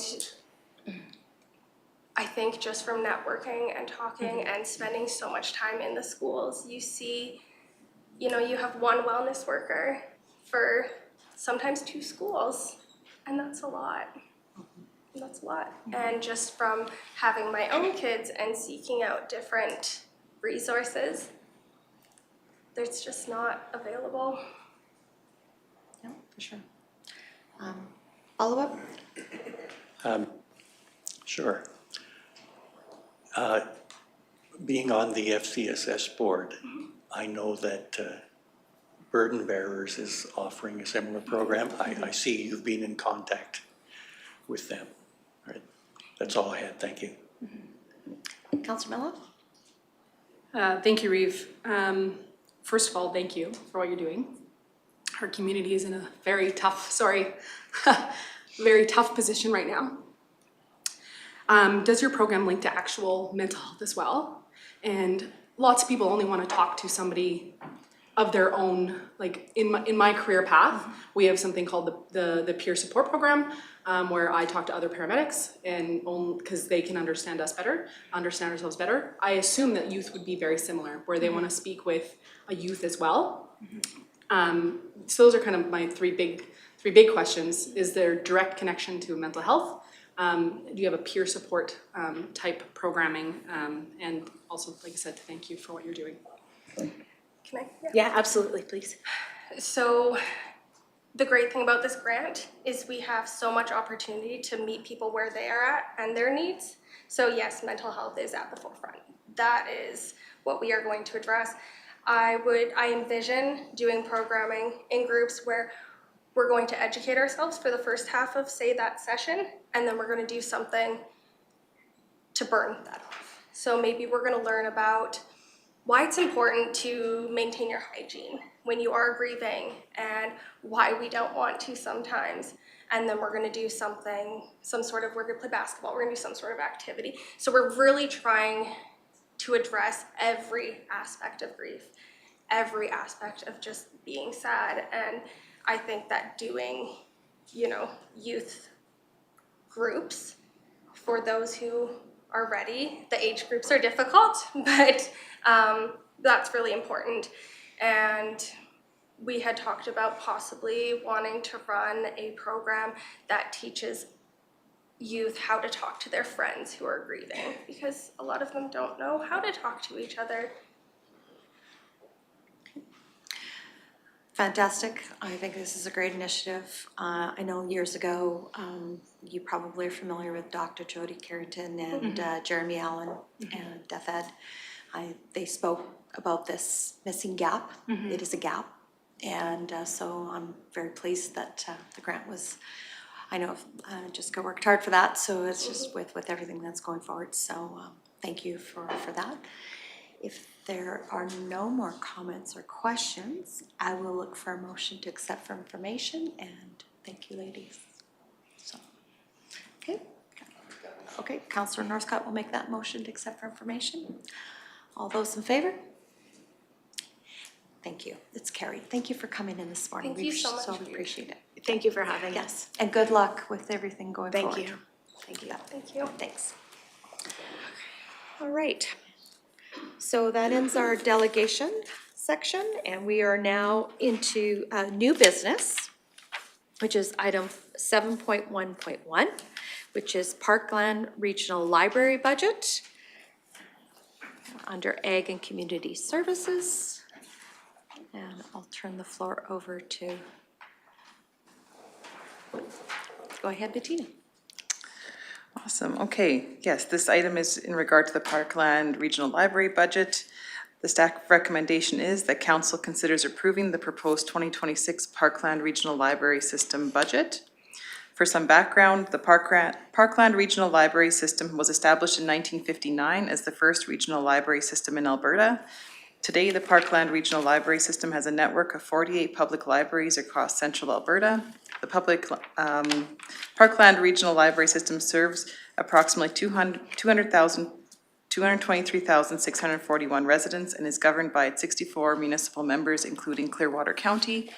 This year, the Parkland Regional Library System is proposing an increase to their per capita requisition from $9.81 to $9.99, which equals about an 18-cent or 1.84% increase. For implementation of this increase, per the Parkland Regional Library System membership agreement, it is required to have 2/3 of the membership municipalities representing 2/3 of the population approve this increase. The budget will be in front of the Parkland Board during their November 27th meeting. Included is the Parkland Regional Library System Return on Investment document, which demonstrate the return for our community, return our community receives from this group. In 2024, they saw this as $1 equaling $27.51. So that's some background. Is there any questions or anything? Yeah. Are there any questions in regards to this? I do like their reference in the back in regards to the ROI, the return on investment, or just goes to show how many checkouts and renewals are happening in our region. So with that, we'd be looking for a motion to approve the Parkland Regional Library System budget. Go ahead, Councillor Cermak. Yes, I just need some information. Are all of our libraries in Clearwater County under this umbrella? Yes, the ones in Clearwater County, so Rocky would be separate. No, it's all included. Caroline, Nord-Egg, they're Those all ones are. included in this. Okay, thank you. Councillor Gibson? Just a little bit more information for the Village of Caroline in 2024. Our return of investment for every dollar was $70.64. So it's very helpful for getting a lot of things that otherwise we would have to pay for. Yeah, for sure. You know, including like all the software licensing and the computers and everything else. They look after all that, so it's a very worthwhile thing to have. I don't think we could go alone. Okay. Councillor Northcott? I would make the motion as staff recommendation that council consider approving the proposed 2026 Parkland Regional Library System budget. I do sit on that board. It is a very well organized board. Their meetings run very smoothly. There's a high level of professionalism there. There's an increase needed for, for funding for programming, electronics, computers, their vans. So it's very well attended by municipalities and attendees when we do have Zoom meetings. So it's often there's 40 to 50 attendees in the meetings, but it is a very well run organization. Okay. And I believe too, like libraries are also the social hub for many communities and for many families that like to go and utilize those resources. So, all right, so motion's on the floor to approve the proposed 2026 Parkland Regional Library System budget. No other lights, I'll call the question. All those in favor? And that motion's carried. Thank you. Moving on now to item 7.1.2. It's the Leslieville Cemetery Board funding request. And go ahead again. Go ahead. Alrighty. As Ruth Swanson mentioned, this is regarding the Leslieville Cemetery Board funding request. So the staff recommendation would be that council considers granting the Leslieville Cemetery Board $452,100 over the next 4 years for the expansion of the Leslieville Cemetery. That council enters into a conditional grant agreement with the Leslieville Cemetery Board for the county to grant a total of $452,100 for the Leslieville Cemetery expansion project, and that funds are allocated as follows: $286,000 to be paid in 2026, $96,800 to be paid in 2027, $11,550 paid in 2028, and a final payment of $57,000, $750 in 2029. So for some background, as at the September 23rd, 2025 council meeting, representatives from the Leslieville Cemetery Board appeared as a delegation to request funding for a proposed cemetery expansion. The Leslieville Cemetery has been part of Clearwater County since 1916, when the original parcel of land was donated to the local church. In 1985, the cemetery was expanded through an additional land donation from an adjacent property owner. The donated land was transferred to the Municipal District of Clearwater, number 99, which remains the current landowner. The cemetery is nearing capacity, with current projections indicating that available space will be exhausted within the next 2 to 4 years. Representatives from the cemetery board have contacted the adjacent landowners who have expressed willingness to sell a 5-acre parcel at an asking price of $250,000. Administration has included an additional $10,000 to the original request to account for anticipated legal and permitting costs. Additional funding will be required to support the expansion, with estimated costs as follows. I don't think I'll read all this out, as if everyone can kind of see the outlined chart there for the proposed cost and what they're for. So it'll be for a total of $452,100. The proposed funding and associated work are recommended to proceed in phases in order to reduce the immediate financial impact on the municipality and allow for budget planning over multiple years. As can be seen below there, phase 1, 2, 3, and 4. And just to note that the table does include the 10% contingency, already has been calculated in there. So upon consideration of the requested cemetery expansion, administration requests that council consider granting the Leslieville Cemetery Board funds in the amount of $452,100 distributed over the next 4 years to support the expansion of the current cemetery site. This investment will ensure plot availability for approximately the next 50 years. If the funding is approved by council, then 2 motions will need to be made, one for the approval of the funding and another for entering into the funding agreement with the Leslieville Cemetery Board. I did want to note that in the meantime, since we created this agenda item, we did receive a letter from the adjacent landowner. I'll just read the letter that they wrote, dated October 9th, 2025, and the title Land Sale Offer. After being approached by the Leslieville Cemetery Board for the land to extend the cemetery, I, Lauren Schroders, on behalf of the Schroders family, would be willing to sell 5 acres which borders the east side of the existing cemetery for the amount of $220,000. This offer will expire in 180 days. So they did lower the original, what we originally put in here was for the $250,000. They have said that they would sell that parcel for $220,000. So the number so the total ask would go down to $419,100. If that makes sense. All right.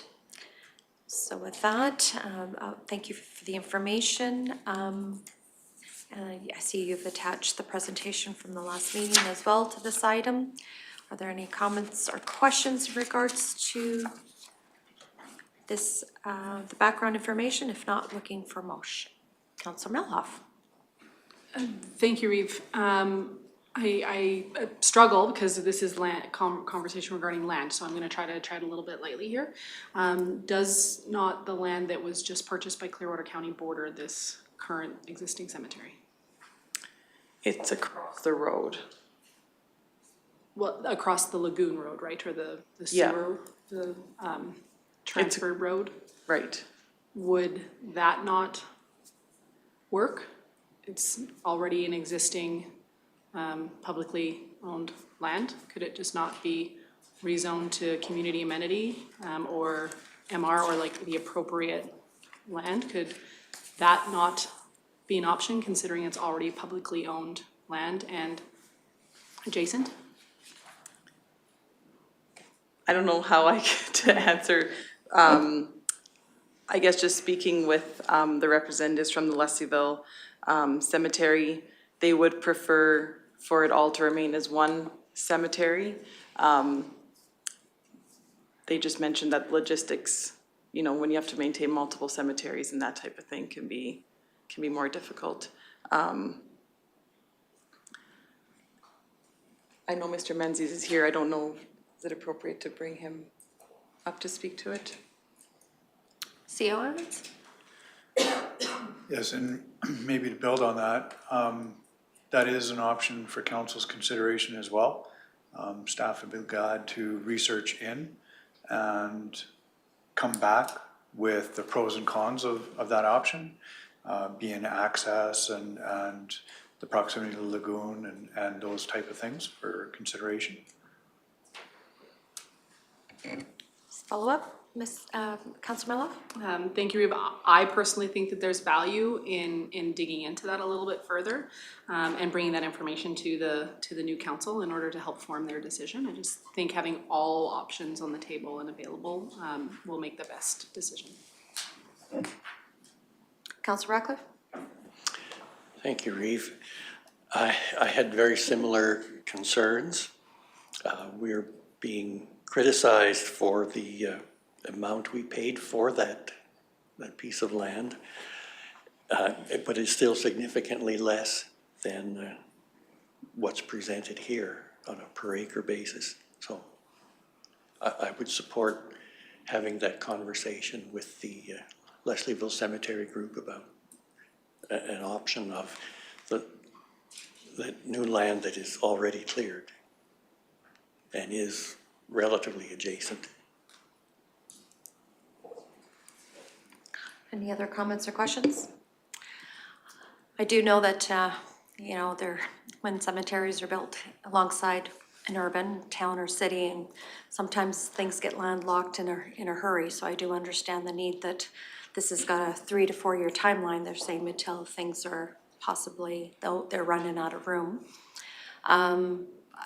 I do believe that the newly purchased quarter should go under come to a strategic plan. So in order to be able to, for the new council to be able to discuss what those uses could be for that land and possibly make an area structure plan for that quarter. And maybe that would be an option to have that discussion in regards to a possible expansion of the cemetery in that framework. So I would be willing to postpone this item to a future council date and have that discussion at a strategic planning meeting where we could fully discuss the development in that area and or the new council can discuss that development in that new area and possibly have an opportunity to be able to see the you know, a more holistic picture of the growth of that area. So I'm not saying this is a bad idea. I'm just saying that I think there needs to be more information that needs to come forward and discuss through council at a strategic planning meeting. So with that, we do have some staff recommendations, or as I've just suggested, we could make a motion to postpone this item to a future date. Councillor Ratcliffe. I agree with your summation on this, and I would make a motion accordingly that the discussion be held with the Leslieville Cemetery Association and that this be brought to a future strategic planning meeting. Okay, thank you for the motion. Any questions in regards to the motion? Councilor Northcott? I think the Leslieville Cemetery Board did a very excellent job presenting this agenda item to council previously. I think the area that they've described for the extension for the cemetery is very appropriate. So I don't, if it's the will of the council to postpone this and get additional information, I would support that, but I think that there could be a decision made here today that this is very appropriate, and I think they put a lot of time and effort into this. So I think we should be able to move on with the decision here today. Okay.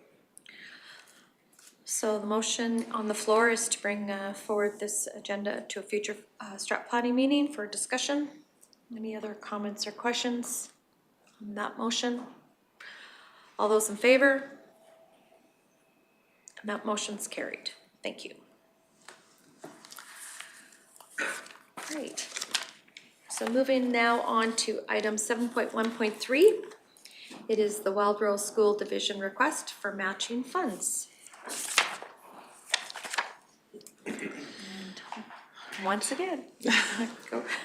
Me again. Yeah, no, please, Ms. Van Nieuwerk. All right, so the staff recommendation for this item is that council approves the reallocation of $20,000 from the municipal reserve restricted surplus to the community services budget to pay matching funds to the Wildrose School Division according to the Friends of the Corridor Schools funding agreement. To provide a bit of background, in 2023, council directed administration to create a funding agreement with the Friends of the Corridor Schools for matching funds of certain projects within the corridor schools per outlined projects in the agreement. Below is the motion approving that agreement. Motion made by Councillor Michelle Swanson that council approves the matching funding agreement between the Friends of the Corridor Schools and Clearwater County to fund David Thompson High School and Charlotte Small Elementary School building, equipment, fixtures, furnishing, and recreation amenities. Wildrose School Division has submitted an invoice for matching funds of $20,000 for David Thompson High School school bleachers. To honor the agreement, staff require approval to reallocate the funding. Okay, thank you. Any comments or questions on the background? If not, looking for a motion to, as per staff recommendations, Councillor Meloff. My question is, will the bleachers, I'm assuming, be public access? Yes, I guess during their operating hours, right? The JUPA, we're still working on that to get that all finalized. But yes, it would be accessible to the public for viewing of activities. Follow-up? Yes. Sorry, you mentioned during operating hours. So these will only be accessible during school allocated hours, or can the public, say, book them and utilize them considering municipal funds are going into this endeavor? You would think that they would be then available to the public at any point, especially since it's a public building. They would be available during the hours outlined in the JUPA when they're, for whatever activities are approved and whatnot in there.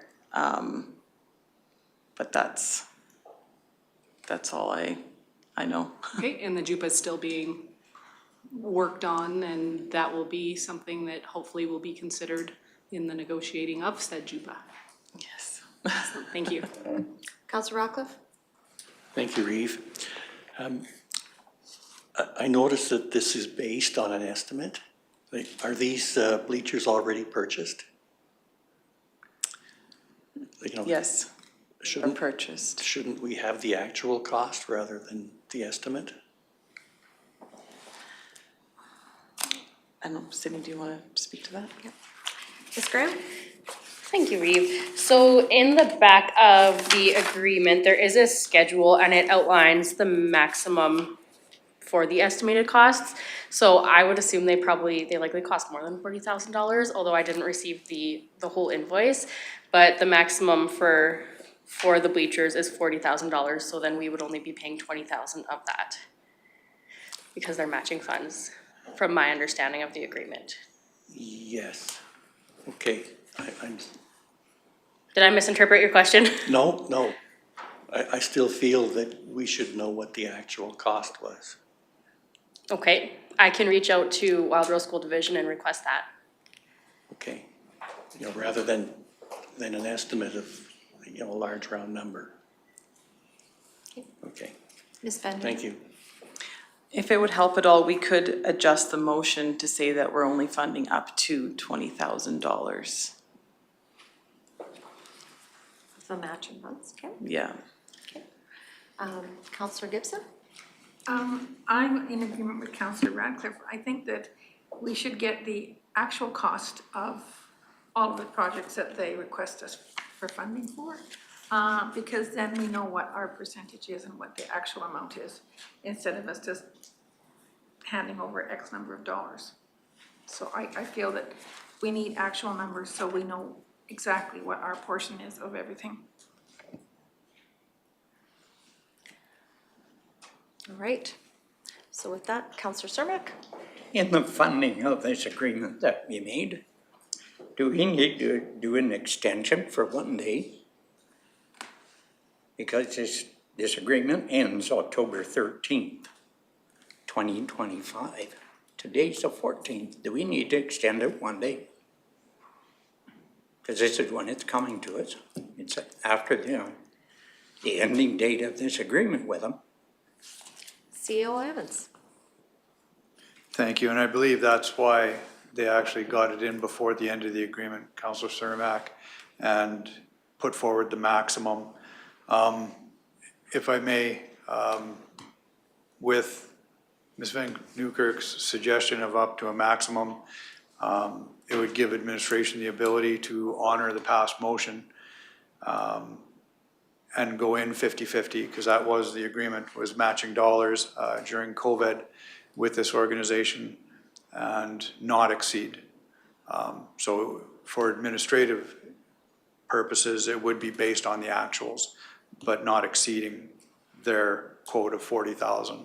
So it would give the tools, and it would be based on actuals. We wouldn't be handing over more than what, if the actual invoice was 36, we wouldn't be giving them the 20, for example. But adhering to the agreement, I believe that's why the actuals aren't before council at this time.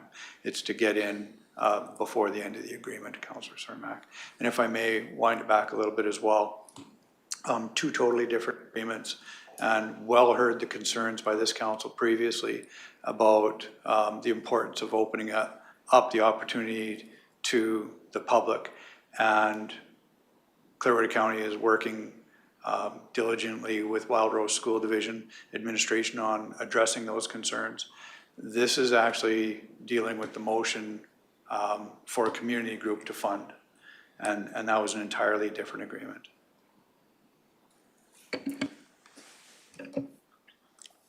Yes, thanks for the reiteration that this is actually an agreement with the Friends of the Corridor Schools funding agreement. So, so with that, there's been a couple of suggestions from staff. I'm looking for a motion in regards to allocation. Clarification, maybe a question to Ms. Serhan or Mr. Hagan. Do we have to identify where those funds come from, Ms. Serhan?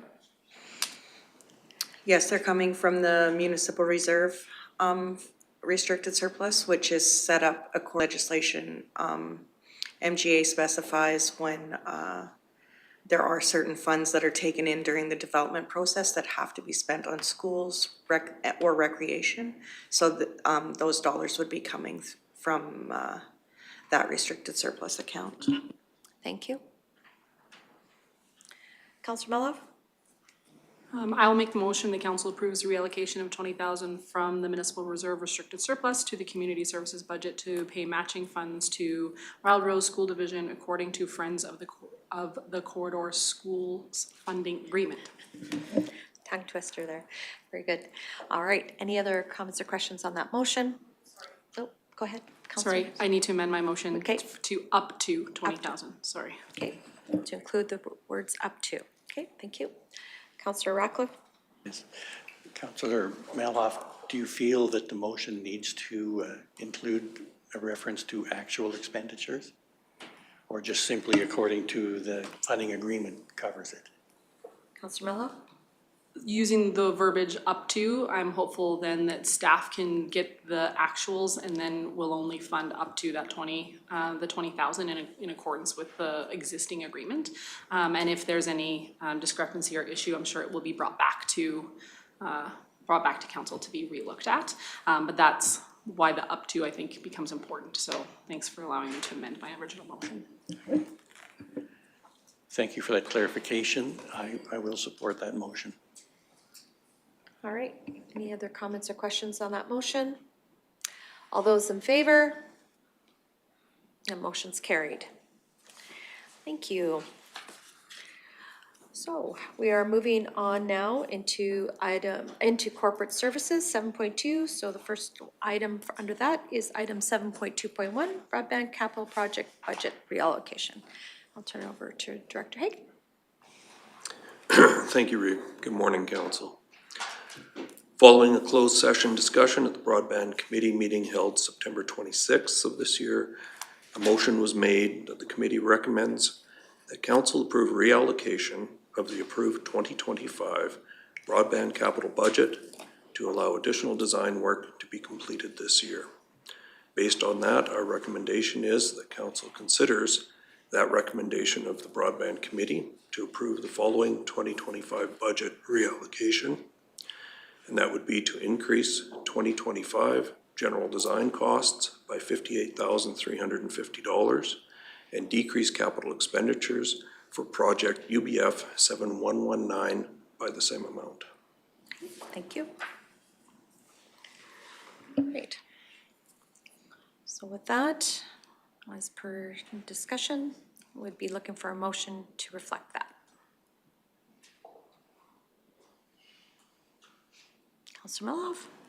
I'm sorry, Councillor Meloff? No worries. I would make this motion. This is not a budget change, it's simply a reallocation. So I will make that motion to reallocate within the same budget line. Okay, thank you. All right. So with that, any comments or questions? Councillor Ratcliffe? Yes, thank you, Reeve. I have run into a surprising number of people who are opposed to this project lately. However, the UBF number would indicate something new. So I will support this motion. I have a concern, though, that I understand there is a revised business plan that has not been released. There's tens of millions of dollars being spent on this, and I think the public should get to see it. Okay. So with that, motion's on the floor. Councillor Northcott? I will not be supporting the motion. I don't think this project ever was truly clearly presented to the community. And whether it was the grant funding eligibility, the long-term operating and maintenance costs, or the projected roughly $60 million deficit on the 10-year capital plan. So I will not be supporting this. Okay. So, motion on the floor. I will call the question, seeing no lights. All those in favor? Those opposed? Motion's carried. Thank you. And being as how we have a 11:30 delegation, we're gonna have a quick 6-minute break.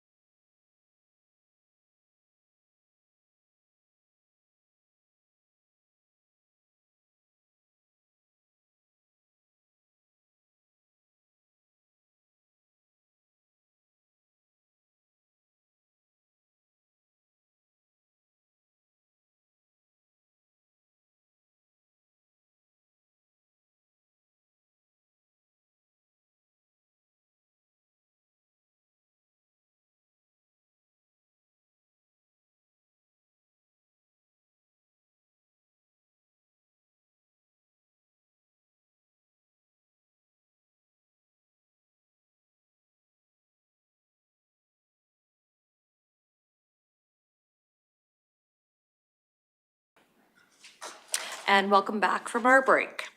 We're at item 7.2.2, which is our delegation to present the Caroline 2024 financial statements. So before we get started, we're just going to do a quick round of introductions and then I'll turn it over to Mr. Round. So start with introductions, please. Welcome Jenny Melhoff, the Councillor for Ward 1. Good morning, Darrell Lougheed, Councillor, Ward 3. Good morning, Brian Cermak, Councillor for Division 6 and Deputy Reeve. Good morning, Michelle Swanson, Reeve, and Councillor for Ward 7. Good morning, Jordan Northcott, Ward 4, Councillor. Good morning. Neil Ratcliffe, Ward 5 Councillor.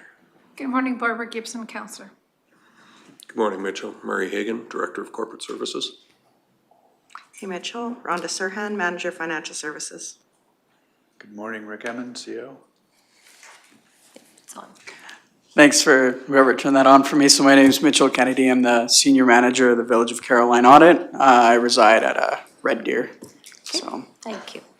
All right, Ms. Serhan, I'll let you present the background, please. Thank you. So we'll go through this in two different parts. It's just one agenda item, but we split it, of course, into the audit presentation and then the financial statement presentation. So I just want to chat a little bit about the background, and then we'll get into the rest of the background after Mr. Kennedy's finished with his presentation. So the former Village of Caroline, which amalgamated with Clearwater County to form the new Clearwater County, is required to produce financial statements for the fiscal year 2024, which is their final year.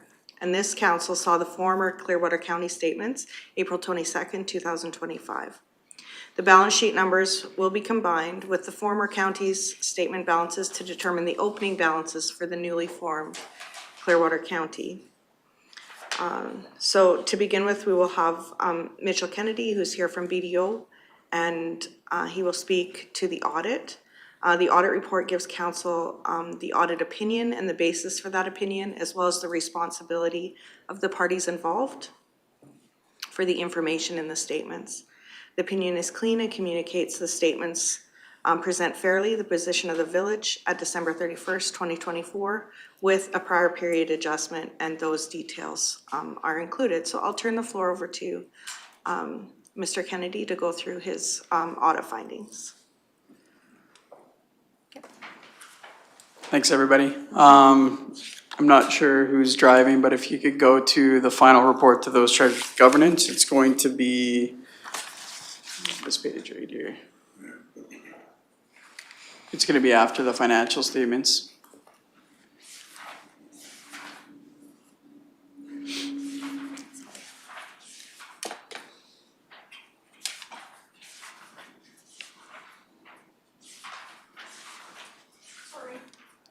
It's super long, I get it.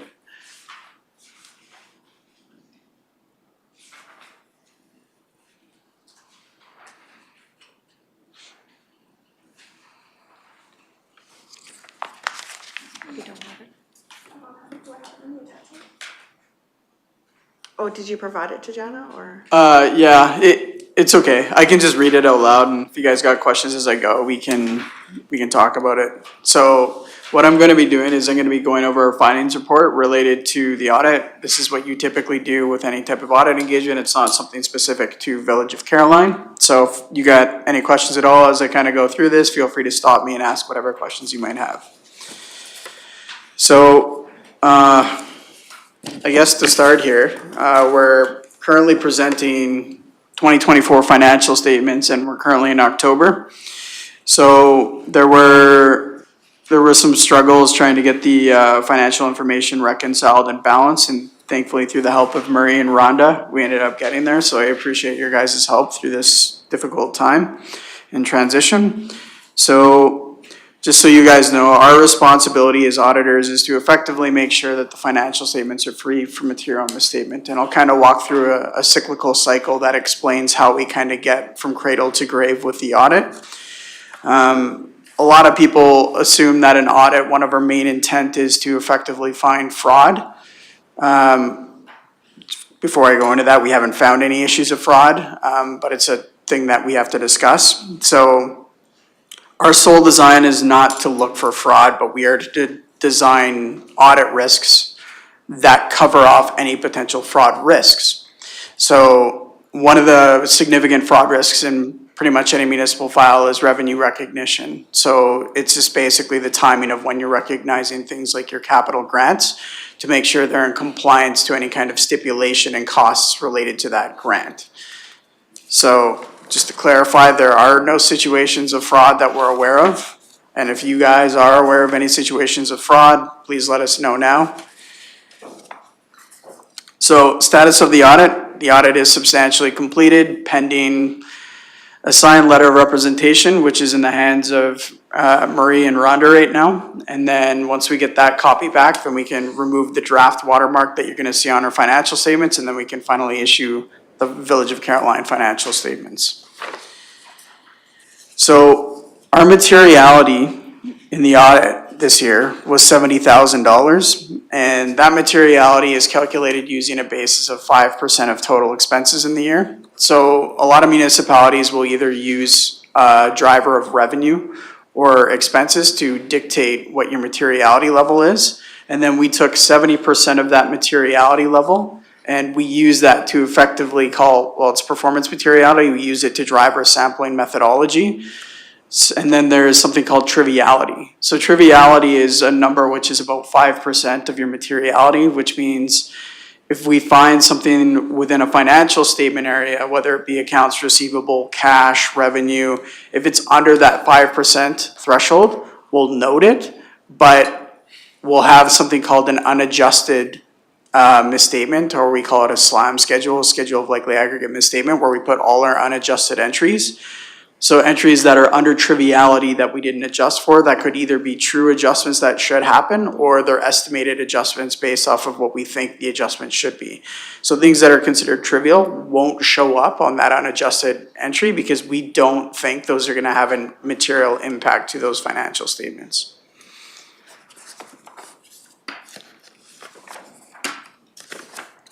So looking at our audit findings page, so there were three major risks that we kind of highlighted in our audit. One is the revenue recognition, which I already talked about. The second part is segregation of duties or management override of controls. This is a natural risk when you're dealing with an organization or a municipality that is a small accounting team. Basically, it means you have one or two individuals that have the ability to override or change something without review. And so the way we mitigate that risk is we do something called journal entry testing. So if it's not effectively being driven through what we call a control account, meaning something that's a control set aside in an accounting system, we'll literally look through every single journal entry that was posted by management and the main accounting team to make sure that they're true in nature. And then there's PS 3400. So PS 3400, it was a new revenue recognition standard this year for goods and services. And so that was just making sure that your revenue is being recognized in compliance. The main piece being your performance obligation related to the money that you've received has been met. And sorry, I'm saying you, I mean Village of Caroline. So this is a little bit of a different conversation than I'm not really used to. There was a new standard this year as well that's also disclosed in the financial statements. It's called P3s. Those are public-private partnerships. So there's not a lot of organizations that not a lot of municipalities that typically have this, but a lot of the schools are impacted by this currently. So this is just related to when a municipality would go in partnership with a private organization to effectively design, fund, build infrastructure. And then when that infrastructure was completed or substantially completed, they would transfer the ownership of it to the municipality. And so usually there'd be a corresponding loan or liability that would relate to that infrastructure that's being given to you.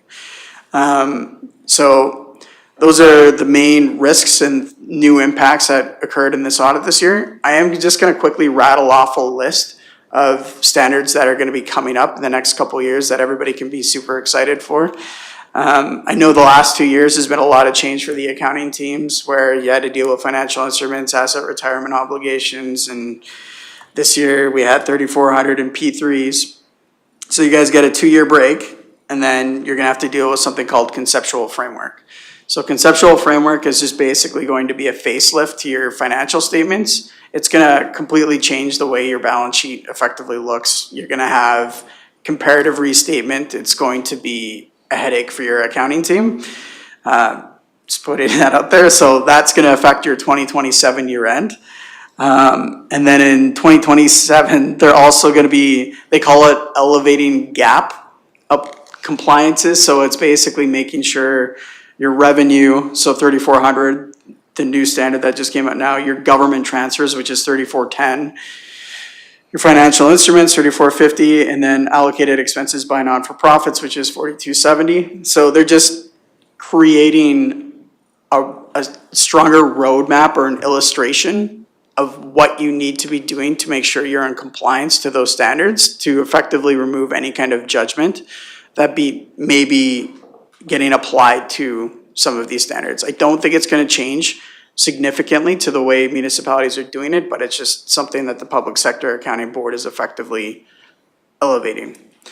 And then there's section 3251, which is coming out in 2030, which is to replace 3255 and 3250. That's effectively your post-employment future benefits. So like if you had a sick leave accrual or something like that, it's basically looking at your inputs, like your discount rates, and making sure you're using the right inputs in your calculations.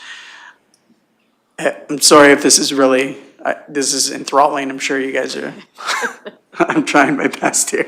And then in 3150 is coming out, which is, it's the last one I'm gonna talk about, that's coming out in 2031. And that's just to basically talk about new TCA classifications for art, historical treasures, and collections. So, and then I'm gonna be going through our quick audit process here. I will try to show this to you guys. I know you're not gonna be able to really see it, but it's effectively 6 circles here, and the entire purpose of the circle is to basically say, and I'm gonna go through each step, but it's circular in nature because throughout the entire audit process from cradle to grave, we might be near the end of an audit and we find something that's considered significant to the audit, which might force us to go all the way back in time to reevaluate the risk to make sure that risk related to whatever we found is mitigated. So it's a very circular process, and it happens quite frequently in every audit where we're gonna find something and be like, okay, this is something we need to consider. This should be a risk that we add. We need to deal with it. And so the first step in an audit and a planning stage is we go through a scoping process. We identify and assess risks related to our scoping. We design audit processes to mitigate whatever risk that we find. And then we obtain audit evidence, usually in the form of vouching, recalculations, reasonability to make sure that those numbers are correct. And then we'll effectively do communication. So I'm here in front of you guys communicating our final report to those charged with governance. And then we will form an opinion on the audit report, which I'll go over next here, which basically says this is our overall conclusion on how the audit went. Okay, I'm almost done. So if you can go to the, just to the audit report, which is the next page. One more down. Okay. So this is the main report that we apply to financial statements. This is our literal findings on any audit engagement that we do. And so this is a clean audit opinion. You'll hear the term, sometimes it's called an unqualified audit opinion. And just as a funny joke, I remember saying at a presentation that these financial statements are unqualified, and I had 2 people go, why are they unqualified? Unqualified means good. It's bad when it's qualified. It's weird verbiage. I always thought that was funny as I was articling. So anyways, this clean audit opinion. We conduct our audit in accordance to generally accepted auditing standards. There is something I have to draw attention to. So I'll quickly talk about it after the audit report, but there's an emphasis of matter part where it says we draw your attention to note 1 on the financial statements. So these financial statements were restated for comparative values. So the reason why prior year numbers were restated is because Village of Caroline didn't adopt asset retirement obligation. That came out in 2023. They adopted it in 2024. So the work is done for it. So because they are adopting it this year, it had an impact on the prior year balances. There was also contributed assets that we knew about last year, but we couldn't quantify the dollar value related to the contributed assets because it was material in nature. We've since got the value, and it's recorded in here, which caused the prior period misstatement. And there was a third item, which was, there was a capital asset which was amortized over the original cost. So if you bought like a vehicle for $10,000, you could only amortize up to $10,000. We found that there was a capital asset that was over amortized beyond the value of the cost base because the system allowed it to. So we've corrected that error. So those are the three items that were restated in the prior year that we found and corrected. So 2024 consolidating into 2025 for Clearwater County, it will be a clean consolidation. And as far as they're concerned, our materiality level is going to be smaller than Clearwater County, which should give them even more comfort that the consolidation process should be easier due to that fact. So that's the gist of our auditor's report. I'm gonna quickly scroll to note 1, and then I'm gonna hand the floor over to Rhonda. I just wanna show you guys what the prior period adjustment note.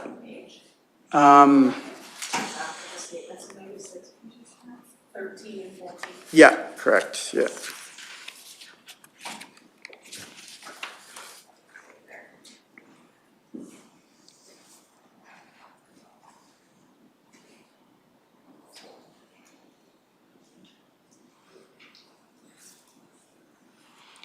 Yeah, so the prior period adjustment, it just talks about what the prior period adjustments were. And then if you scroll a little bit down, so you'll see the column there that says 2023 is reported. So if you look at Village of Caroline's 2023 financial statements, those are gonna be the numbers that were on the 2023 financial statements. The prior period adjustments are going to be the middle column, which says these are the numbers that are getting adjusted. And then the 2023 restated, those are gonna be the numbers that are on your financial statements this year. And so the A, AB, ABC, those references are to, like if you scroll back up a little bit, those are just, you'll see the A, B, C, and which adjustment relates to which of the three errors that occurred.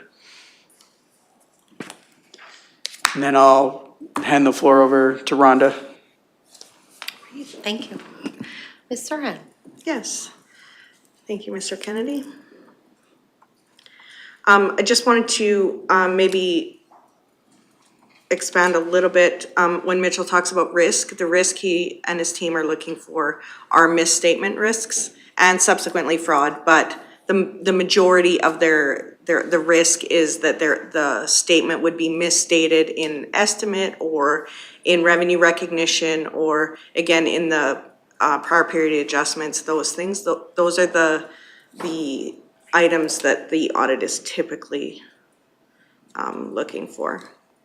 So as we move through the statements, the first statement is the statement of financial position, and this statement communicates the financial value of the assets and liabilities, as well as the equity at December 31st, 2024. Sorry, I'm just gonna bring it up.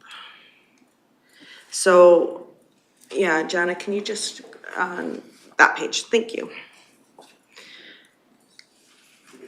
So as we go through the statement, the calculation of the surplus indicates a financial surplus of $801,855 and an overall surplus of $8,526,554, which includes the non-financial or the tangible capital assets in the calculation. So I'm just gonna bring it up on my screen so it's easier for me to see. So cash and cash equivalents, that's anything that's relatively liquid, is $1.3 million. The outstanding taxes receivable, so those are the taxes that are still owed, were still owed to the village at December 31st, which transferred to Clearwater County. Those receivables are still relevant and were still in the process of collecting. We have collected some and in the process of collecting the balance. And then your accounts receivable trade, so those are the other receivables that were outstanding at December 31st. Water, wastewater being the majority. Liabilities, so these are the dollars that are owed out of that cash and cash equivalent and subsequent collection of the receivables, which is the accounts payable and accrued liabilities. So those are the payables that hadn't got paid. Maybe we incurred them in November and December, but hadn't got them paid. Or in some cases, we didn't even know they were owed until January. I mean, we would know what they were coming, but didn't have the numbers, or the invoice hadn't been issued until January for the previous year. So that balance of that accounts payable is $191,000. Deferred revenue is the capital grant revenue that's outstanding, so $526,000. Long-term debt, $64,000, which is a debenture that will be paid off in 2026. And the asset retirement obligation, which is the new regulation that is about liability that's owed for an asset upon retirement. So a good example of that is a landfill. You know, there's a liability that's there. One of the things that when you're done using it, the other is if there's asbestos in a building that you know about, but you're not going to do anything about it until you demolish that building. So then there's a liability that's booked at the time that you know it or build the asset. I can't think of anything off the top of my head where we would knowingly have a liability besides the landfill when we construct a new asset. Question from Councillor Melhoff? Thank you, Reeve. Do you want questions throughout? Yeah, please, or, okay. please. I actually had a question with regards to tangible capital assets to try Yes. to have a better understanding just in general.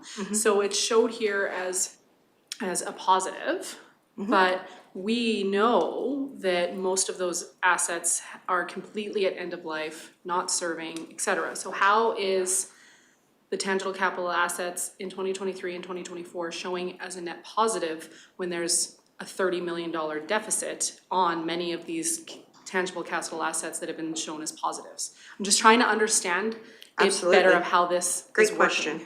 Great question.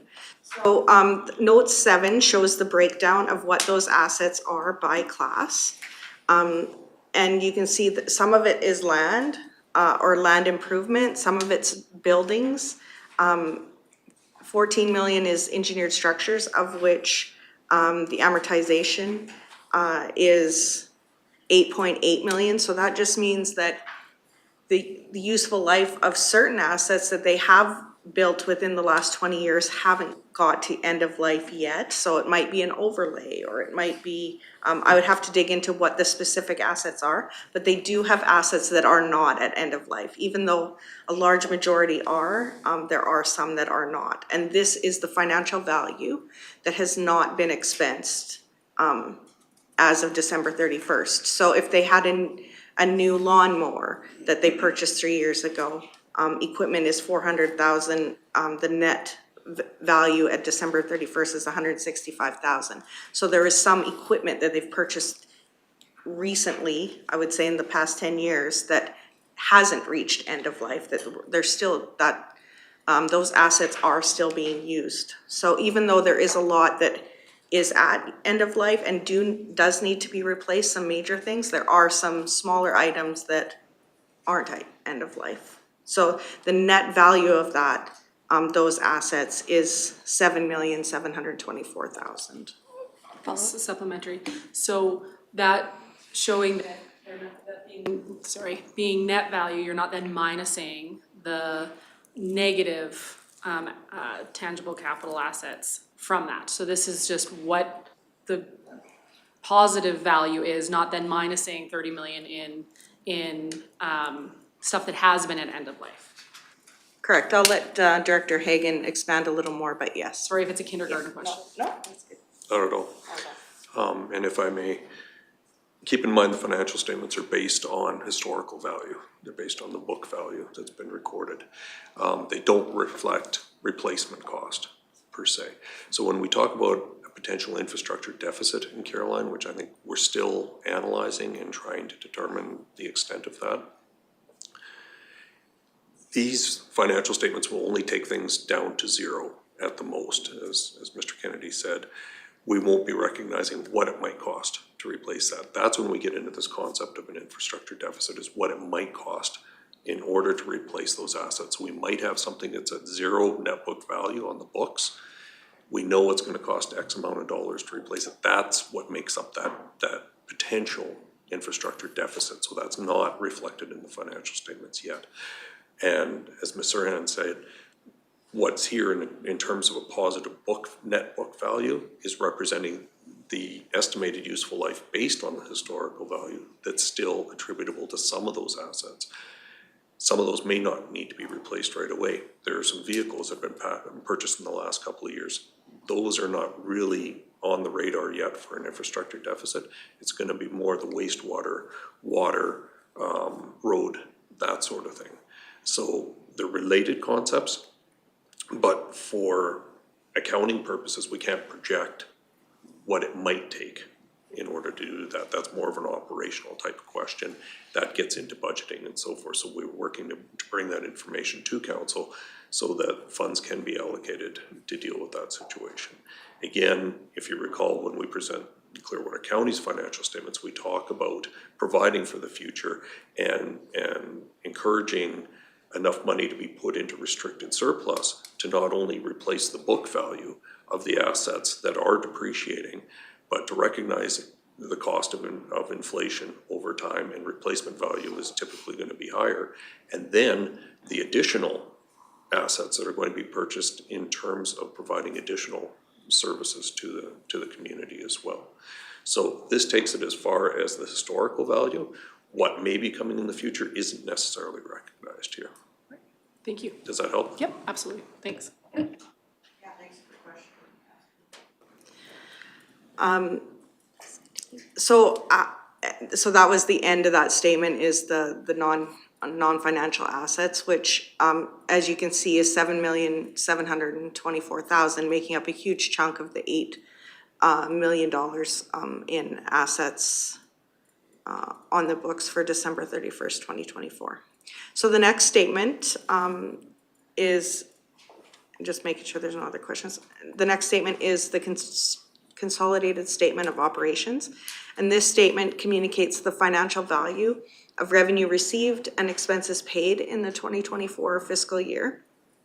This shows a net draw on the accumulated surplus of $172,831, and that includes amortization, which further shows a net decrease in the accumulated surplus to the $8,526,000. Sorry, there's the statement. This includes the current year's amortization of TCA. So again, I'm just gonna get it on my screen so it's easier to read. So the revenue include municipal taxes, government transfers for operating, sales and user fees, mostly water, wastewater fees. There's a franchise fee, investment income, penalties and costs on taxes, and the licensing and permit fees. So those are all revenue sources that you would see similar in Clearwater County, with the exception of the franchise fees. And franchise fees are on both gas and electricity within the former village, or in this case, within the village in 2024. Expenditures are broke out into functions, so legislative, administration, protective services, transportation services, water and wastewater, waste management, planning and development, recreation and parks, public health and welfare. So the cost in 2024 of that was $1.7 million. So you see a deficit of the operations of $488,000, add back in the contributed assets that Mr. Kennedy was speaking about. Those are construction that happened at the hub. Government transfers for capital, that's capital grants. And you'll see a deficit of $172,000 in that year. Question from Councillor Milhoff? Yeah. So how can construction on an asset that's not owned by the village be used to balance a budget? You said construction at the hub. How can that be utilized? Because that's an asset that is owned and always been owned by Clearwater County, correct? No? Okay, sorry, I'm getting a no on this side.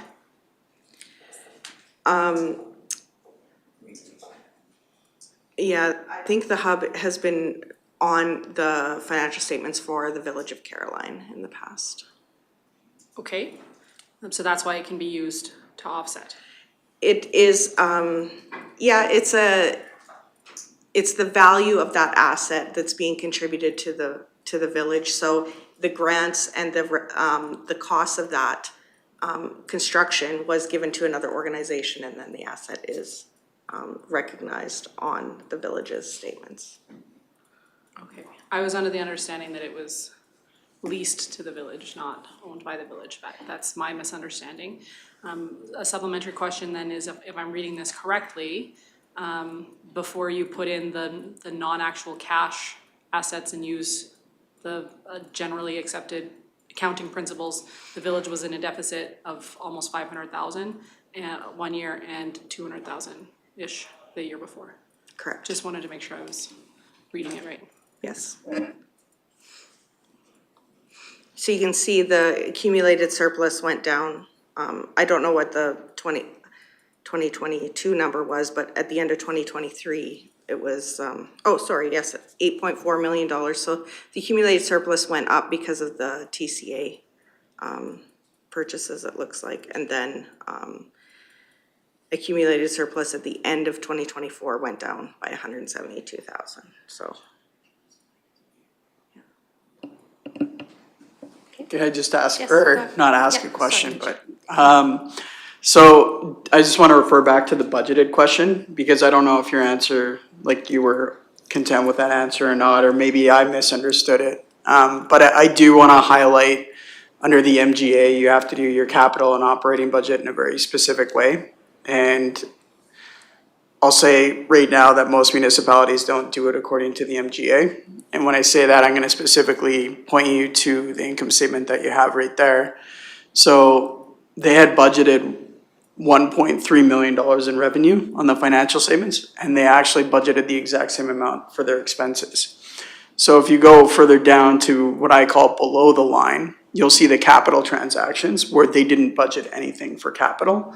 There is a note disclosure, I think it's like note 20 or something, that effectively takes what they had budgeted in the year and how they funded all of their capital and all their operating to be in compliant to the MGA. So the short version is they didn't actually budget anything for capital in the year. And theoretically, amortization is technically an operating expense, even though it comes from capital assets. So like amortization is just one of those things that you're supposed to be budgeting for, but nobody really does because it's a non-cash item at that time. And I don't know if this is adding clarity or muddying the water at all, but theoretically under the MGA, every municipality is supposed to do a balanced budget. You can budget for a deficit so long as you're using your reserves to offset that deficit. But there is a brief reconciliation to how they're actually doing their budget in the financial statements, so. Director Hagan? Thank you, Mr. Kennedy. You bring up a very important point that administration has been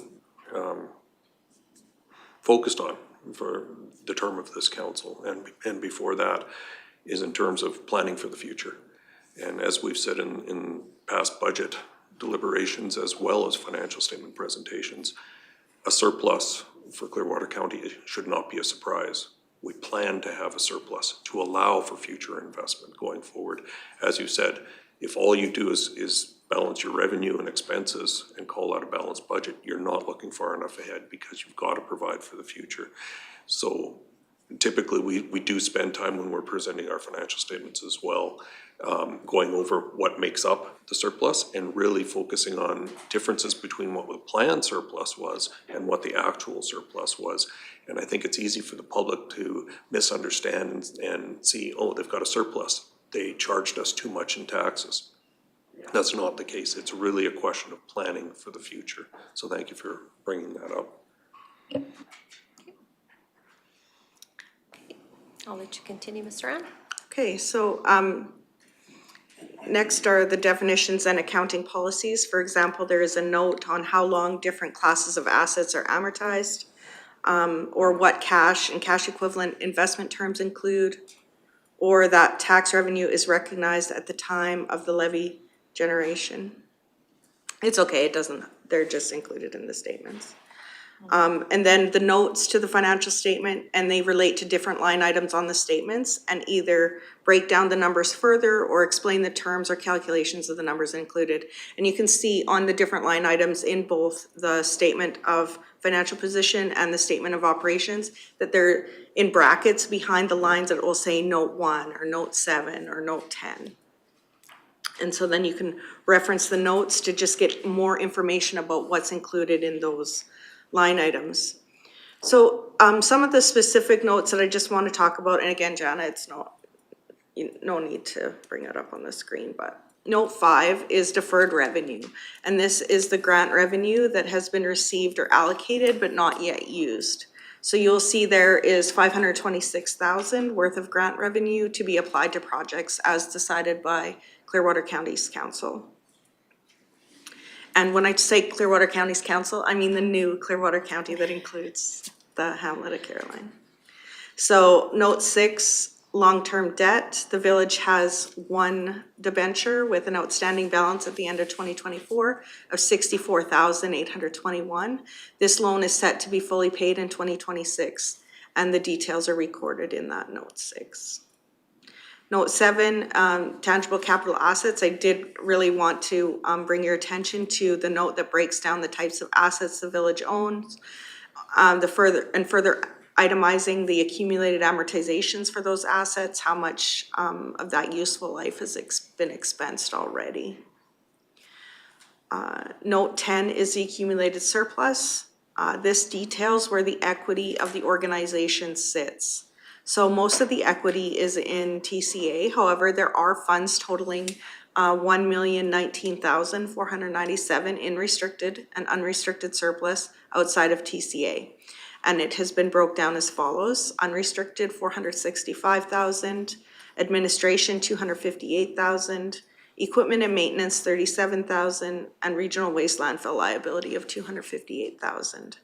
I did speak with the administration, and I think these restricted surpluses have been set for a very long time, and there is no information as to a specific project for these restricted surplus, with the exception of the landfill liability, of course. So those dollars would be able to be reallocated to some of the projects within the hamlet. Councillor Meloff has a question.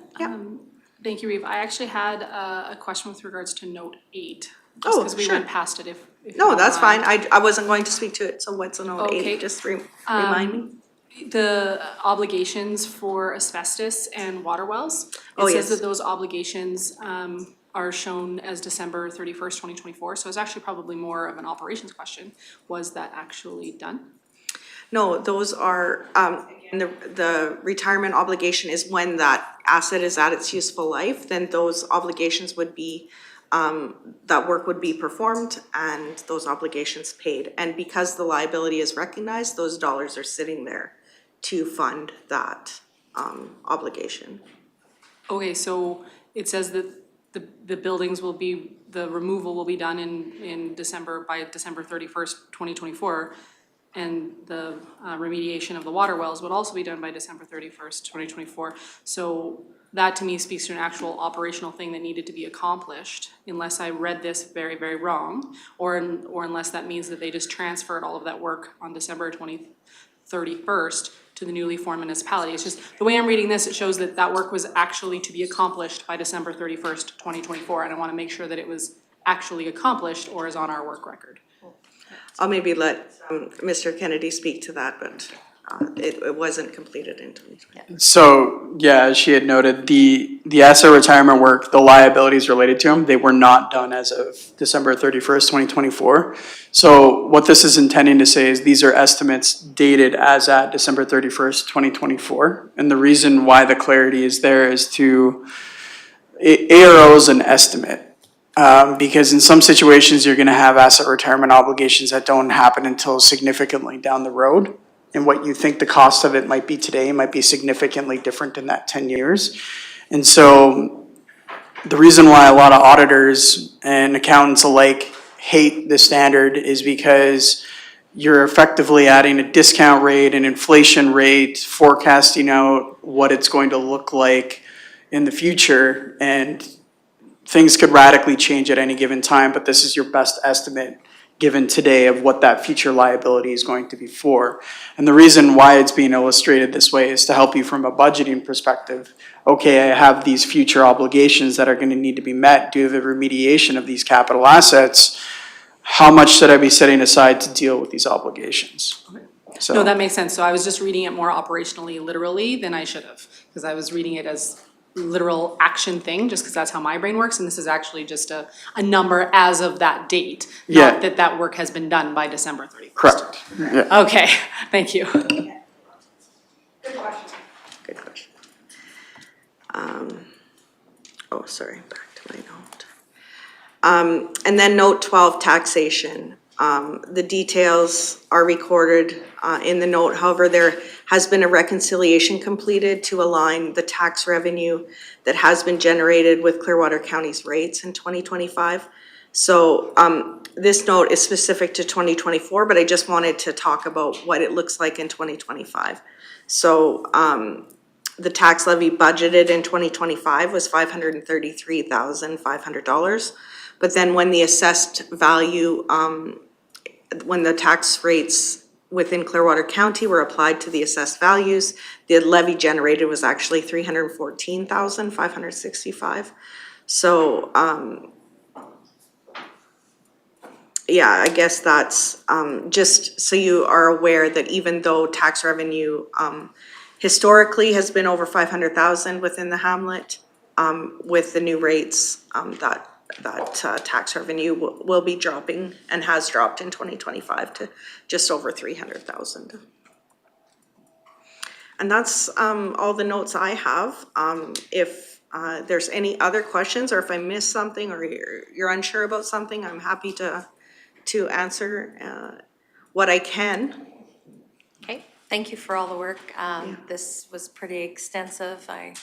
And time involved, so appreciate that, It's the been, report. it's been, not only, it's really leaned on the staff that's at the village, so I really want to thank them, but also, it's just been so difficult with the amount of turnover, and, it's just, there's just so much to it that you have no idea. It's just been a really extensive work project, and thanks to BDO for sticking with us and helping us get it done.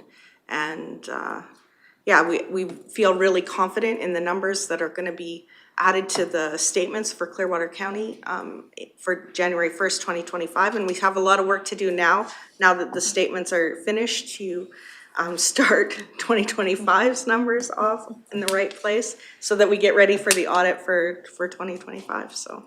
Yeah. Okay, perfect, thank you. You're welcome. Councillor Miller.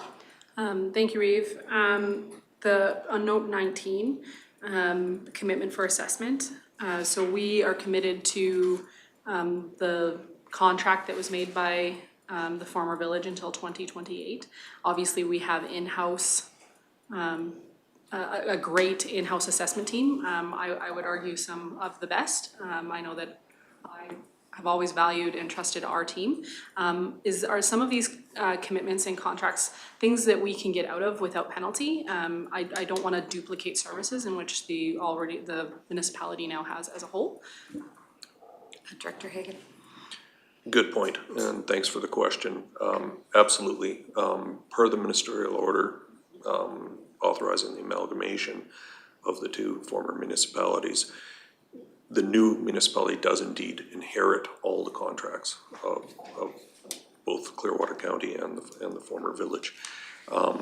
Individually, administration has and will continue to look through those contracts and compare them to our resourcing ability, and where we have opportunity to amend or cancel those contracts, that's what we'll be exploring. Is it'll be contract by contract depending on what provisions are within each of those agreements. So certainly we will look at what we're able to do. Excellent, thank you. One more question. You had mentioned P3, that there was a P3 currently in existence. Can we get some, I thought that that's what you had mentioned. Mr. Kenny? Sorry. No, there's no P3. The only reason I brought it up was because it was a new standard in the year, and I was just explaining, the purpose I was explaining it is in the off chance that you guys ever become aware of something like that in the future, hopefully it'll spark a memory and be like, I remember BDO talked about this might be something that we have to deal with. Because Okay. that would affect things like your debt limit and so on, so. Okay, perfect. No, That's it. I took it as there was one in here somewhere, and I'm like, I'd like to know about that. No, So, yeah, there thank you. isn't one currently. Councillor Lai? Thank you. So I just want to understand as we move forward, future accounting is not going to divide out or segregate the former village. It's going to be incorporated in many aspects of the overall Clearwater County accounting statements? That's correct, Councillor Lougheed. It will be similar to what Clearwater County's financial statements look like prior to amalgamation in terms of treatment of individual hamlets. There is segregated information within the financial statements in terms of programs and services, that sort of thing, but not based on geographical location. So our intent going forward would be to very much be consistent with how Clearwater County's financial statements were previously presented. If there was particular interest in knowing costs and revenues attributable to the hamlet of Caroline, administration can provide that to the future council as well. But right now, what we're looking at is a consolidated statement based on all the operations of the new municipality. Okay, thank you. Any more questions? If not, I would be looking for a motion to receive the financial statements as information. Councillor Gibson makes that motion. I will. All those in favor? And that motion's carried. Thank you very much for coming in today, Mr. Kennedy. You betcha. Thank you. So with that, we are going to take our lunch break and be back for 1 o'clock delegation.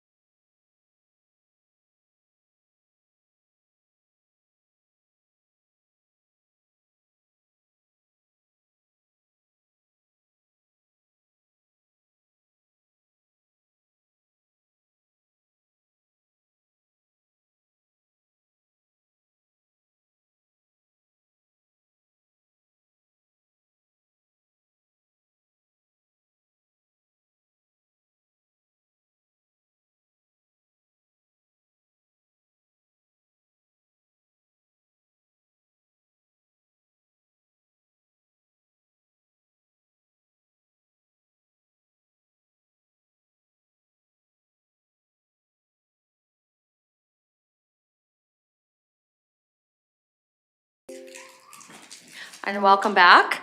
So we just finished our lunch and we are at section 7.3, Planning and Emergency Services. And we are going to actually go to 7.3.2, which is our 1 p.m. delegation for the Nordic Historic Core Commercial Development Guidelines draft. And go ahead, Ms. Gillum.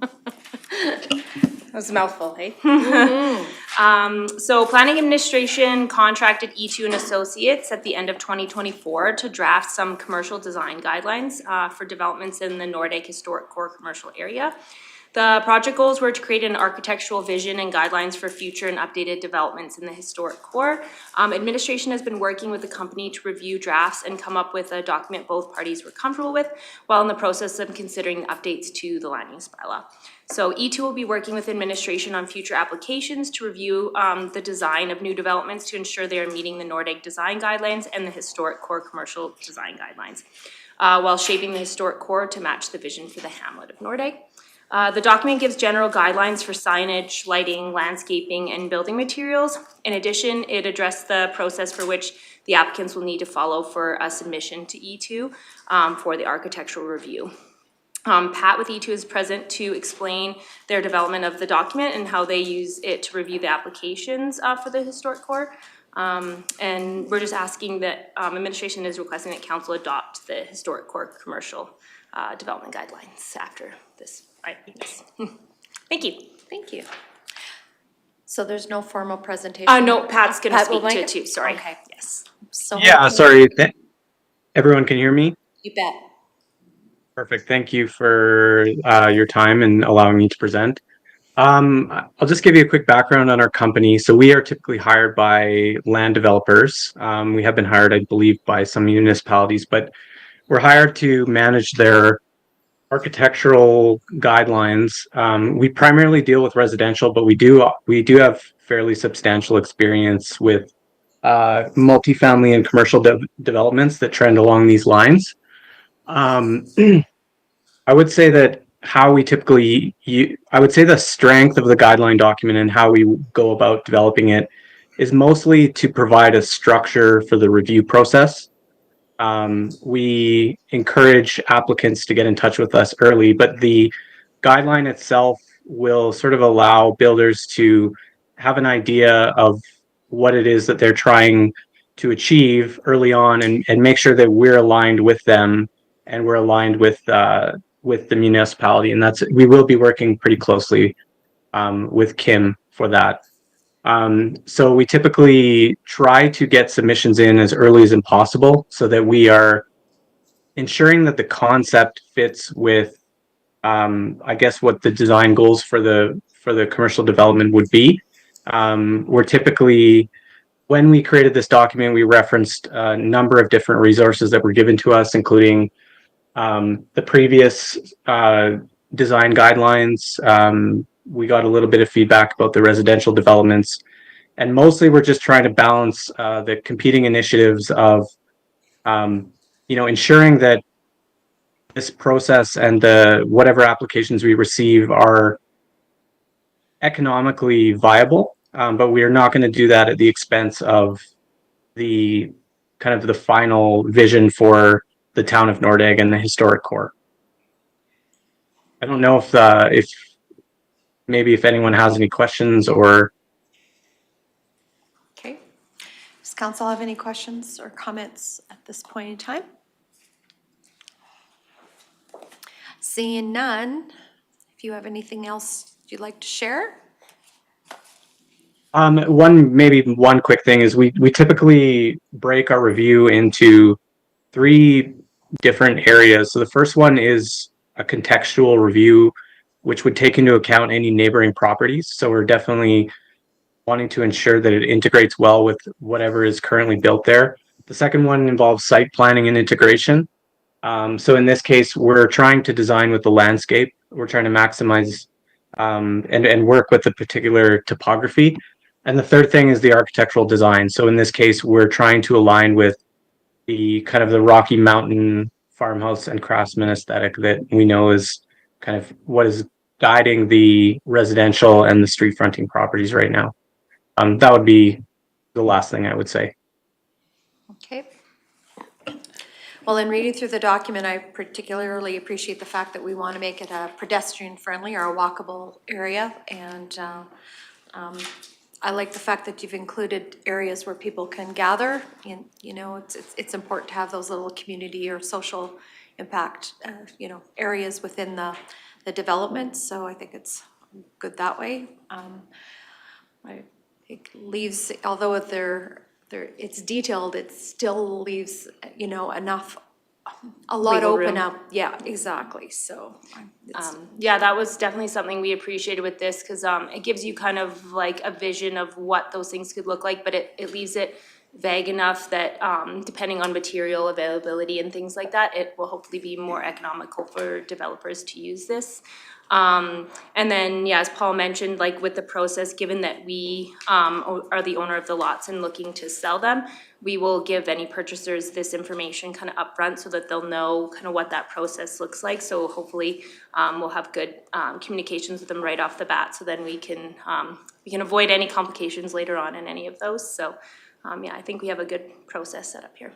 Okay. Are there any other questions or comments for Kim? Ms. Gill, go ahead, Councillor Ratcliffe. Thank you, Eve. Have any of the builders, developers around Nordegg had a chance to review this? Do we have any feedback? No, it hasn't been, it's just an administrative document based on the previous design guidelines with E2. We haven't put it out for referral or anything like that. Okay. What's the relationship to the document in the land use bylaw? Well, the land use bylaw would have restrictions regarding, you know, the height of buildings and the like setbacks and the types of uses that they can have within those buildings. So that would be kind of the connection there. Okay, and so this document would be below the land use bylaw? Yeah, yes. In the It's hierarchy? just a design guideline for kind of the visual effect of the building on the street and things like that. But yeah, the land use bylaw also has specific requirements for the types or the size of the buildings and the types of uses that'll be allowed within them. Thank you. Yeah. Okay. Are there any other comments or questions in regards to the design guidelines? Okay. Let's see, lunch weighs heavily. Oh, good. So with that, there's a staff recommendation that we adopt the Nordegg Historic Core Commercial Development Guideline. Would someone like to make that motion?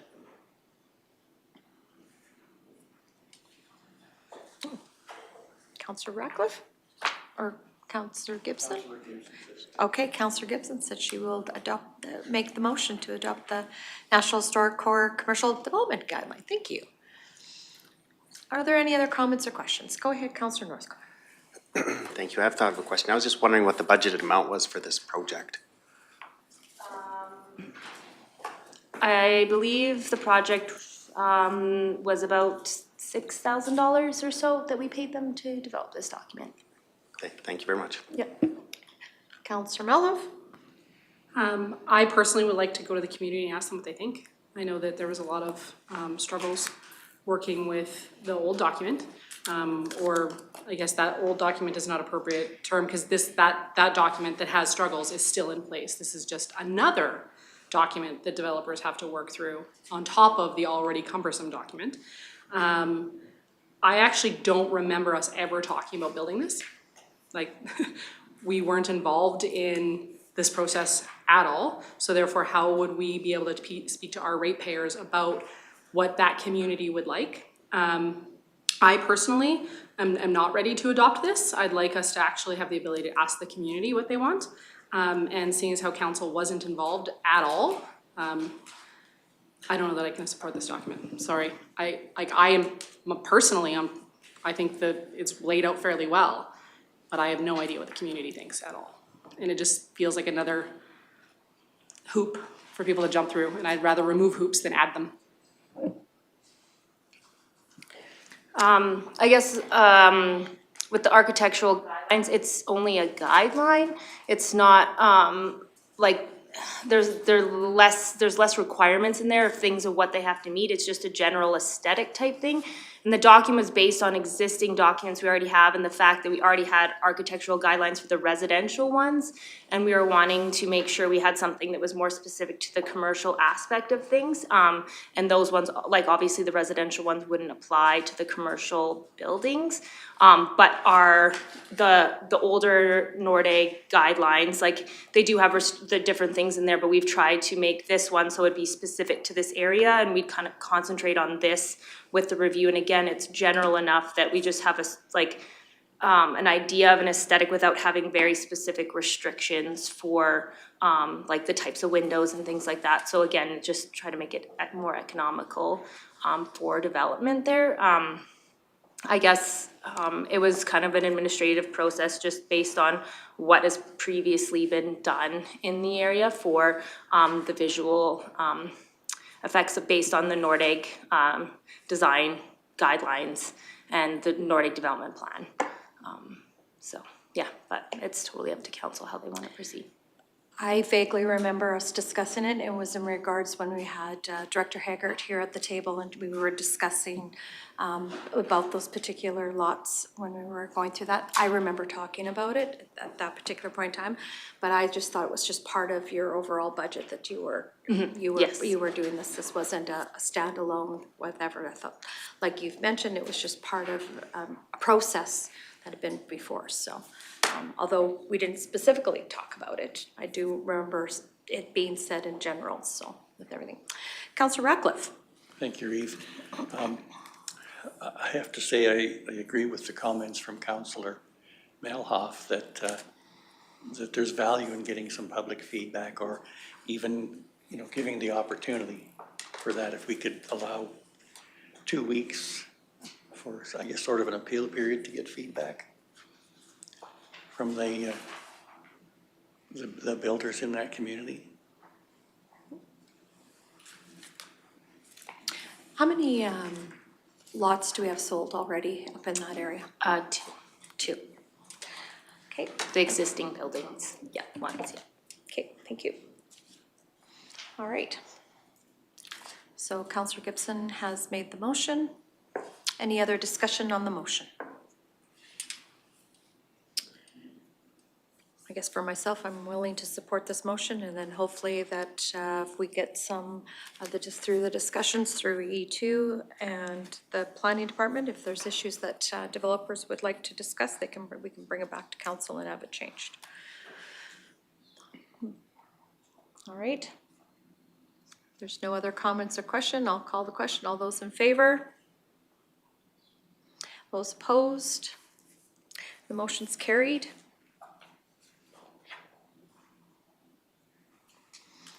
Okay, thank you for joining us, Pat. No problem. Thank you. All right, now moving on to item 7.3.1. It is the draft Clearwater County Quality Management System, and I will turn it over to Chief Hemrick. And good afternoon, evening council. Might ask you guide me through this process. Do you want the whole background presented to you? Is that typical? Okay, Probably be best. Yeah, what I'm looking for is a motion and a resolution on the adoption of a new quality management system. The background is that a QMS is a document in which an organization describes the disciplines and extent of safety services it intends to provide when it becomes accredited. So Clearwater Regional Fire Rescue Services and the municipalities that we serve are all accredited already under Safety Codes Council under the fire discipline. In summary, the QMS is the terms and conditions of our accreditation. It describes the scope, operational requirements, and service delivery standards that will be met in the administration of an organization's accreditation within their jurisdiction. In addition to the Act and its regulations, the QMS is used to monitor and assess the performance of an accredited organization. So previously there was a version of a harmonized, what was referred to as a QMP, Quality Management Plan. It's now called a Quality Management System. That's just an update by Safety Codes Council. That was adopted between the Village of Caroline and Clearwater County. Obviously, since that time, the county and the village have amalgamated and requiring an update to this plan. So the town of Rocky Mountain House has created their own QMS as per, I think there's an attached letter dated March 24th, 2020. And the Safety Codes Council released an updated template in May of 2025 to which this fits. So as such, administration presents the attached September 2025 Quality Management System for Council's consideration, a document that details the components of the Safety Codes Act under the fire discipline and the municipalities seek to administer. Again, to highlight the two main areas of change from the current QMP, one is to switch to the new municipal QMS template, and two is the removal of the wording Village of Caroline. No other changes have been made with the exception of updating contacts and managers. So as Clearwater County already has a QMP in place, this new template and modified QMS requires approval from the Safety Codes Council Administrator. Administration sent the attached QMS draft to the Safety Codes Council for review and comment and made final amendments based on Safety Codes Council's recommendations, and they indicated they would approve the QMS as attached once endorsed. All right, thank you. Councillor Gibson. Has Rocky Mountain House always had their own? I believe they have not always had their own, but since 2020 they have had their own. So how does it work when we have the same fire service? We are attached to them as a body that provides the service. We're an accredited agency to provide the service under their quality management plan. And there's no conflict that way? No conflict that way. Okay. Are there any more questions or comments? I believe this is pretty well straightforward. We've been operating this way for a while, so Councillor Melhoff? Thank you, Reeve. Honestly, this seems administrative function based on the amalgamation. This is something that needed to be reviewed, and I would happily make the motion that council endorses the September 2025. Would you like that to be October, because it's October, or do Sure. we need to? Yep. Okay. October 2025 Clearwater County Quality Management Plan as presented, and authorizes the CAO to sign and submit to the Safety Codes Council. Thanks for the work on this. Thank you, Councillor Melhoff, for the motion. Any other comments or questions on the motion?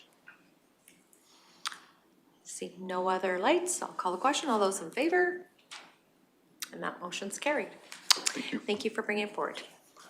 All right.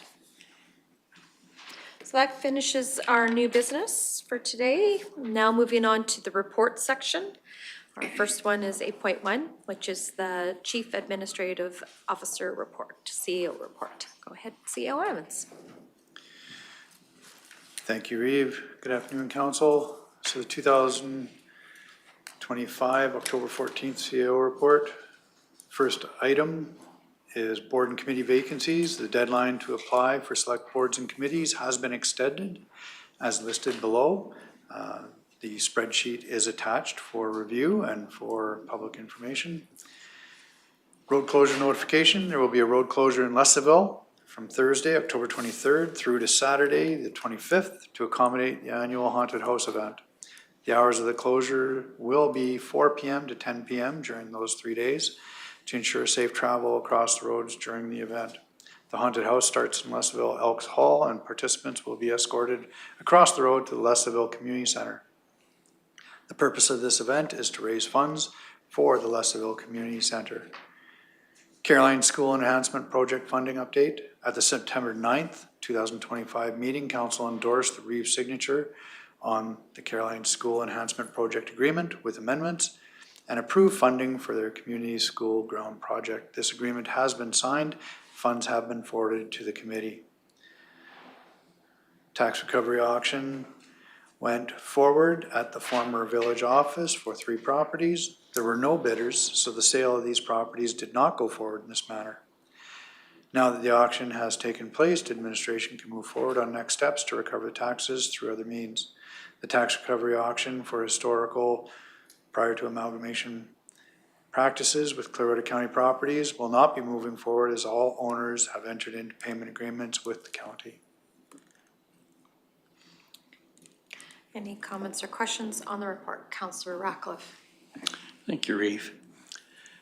In the boards and committee, it mentions Caroline Neighborhood Place Society and that there would be one member from council. Who's the current councillor, or is this new? I would have to go back to the boards and committees list. Councillor Ackliff, I can't remember. Yeah. Okay. Sure. Okay, go ahead, Jana. Thank you, Reeve. There were a couple of, the Caroline Chamber of Commerce and the Caroline Neighborhood Place Society both had village counselors on them. And just because they haven't had time to update their terms of reference yet, the positions will now be a county counselor until those terms of reference have been updated. All right. Okay. Thank you. May I Follow up? continue? What? No, it's a different question. Do you have an update on the status of the Leslieville wastewater system? What's developing there? CLNs? Thank you. So current status of the project, our engineers are working in partnership with our Public Works Department. We are still not accepting external hauls, so that's still shut in. Train B is currently categorized as saturated. So in other words, it cannot take the quantity of effluents as quickly as it's getting it. So it's been partially turned in to slow down the effluents and rely more on train A. Public Works and our engineering team are going through processes to come up with a recommendation that would come back to council for discussion. And that could be added infrastructure for additional filtration. It could be from that minor to excavating up train B. So that process is happening and analysis will be coming back. Okay. And so train B was saturated simply by excess flow?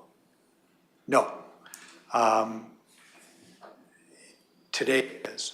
The cause is not flow. Actually, that's part of the determination. There's some speculation, to have a conversation about it, I guess. There's some speculation that deleterious material, in other words, non-organic, paint, entered in. The first thought was external hauling. As we all know, rural septic tanks don't have just wastewater. You draw out a holding tank and it can have a little bit of gravel on the bottom, even some root systems. And first thought was this type of material got into the wastewater treatment facility and in essence plugged it off, which created the initial saturation. However, recently it became plugged from flushing the Leslieville system, which is a closed system. So there has to be more studies done to determine whether or not it's the quality of the effluents or non-organic, and deal with the cause, then deal with the saturation. Okay, that's great. Thank you. Welcome. I have another, One more? I have another one. There was a motion made a few months back to enter into discussions with Alberta Transportation about cost-sharing reconstruction of Township Road 42-5A to a base paved standard. Well, of course, continuing to lobby. Is there an update on that? Like, will Alberta Transportation, who has allocated funds for that road, cost share on the first stage of rebuilding that road?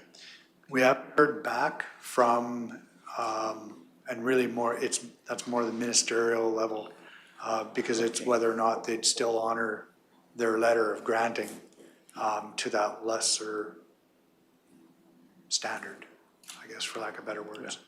So we haven't got an answer back. Yes, so it would either be a step along the way to to get the road base prepared for pavement, should that final funding be available.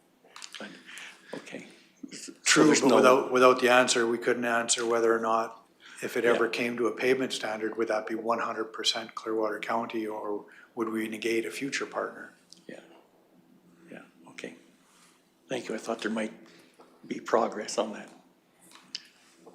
That's all? Okay, thank you. Is there any other comments or questions on the CEO report? I'm going to just make one motion for all the reports, so we'll just keep moving on. So 8.2 is the council remuneration reports. Are there any comments or questions on that? Okay.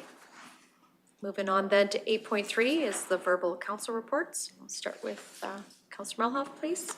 Thank you, Reeve. I had an NSWA team in practice meeting. Called it that because we were really trying to make sure that any of the new people that were brought onto the board, et cetera, understand board governance and know that, for example, where debate takes place, where you move forward as a team. The facilitator was very good, and I think that it would be great to do some type of a workshop with the new council, because she did that. She did a fabulous job. The other piece of it was 70% of nonprofit boards have no staff at all, and it's really then difficult for boards to delineate governance versus operations, because most of the board is also doing operations. So then having that clear disconnect between you're having a board governance meeting or are you having an operations meeting becomes very difficult with not-for-profits that operate without staff. So it was a really interesting concept, and the other piece that she did was really making sure that your strategic plan is also filtered into action plans that are associated with it, so that then you can filter any decision that you make through your vision and your mission and those goals that you've built with your strategic plan. So it was very valuable workshop.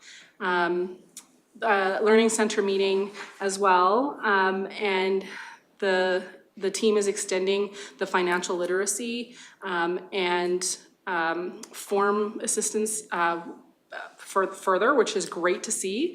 In fact, in Caroline, they are bringing the bridge and the missing ingredient. If you guys will recall, the missing ingredient was a program that was done here in town with partnerships with the food bank and FCSS, where they did a lot of education as well, and then tried to help with some of the food insecurity that happens in our community.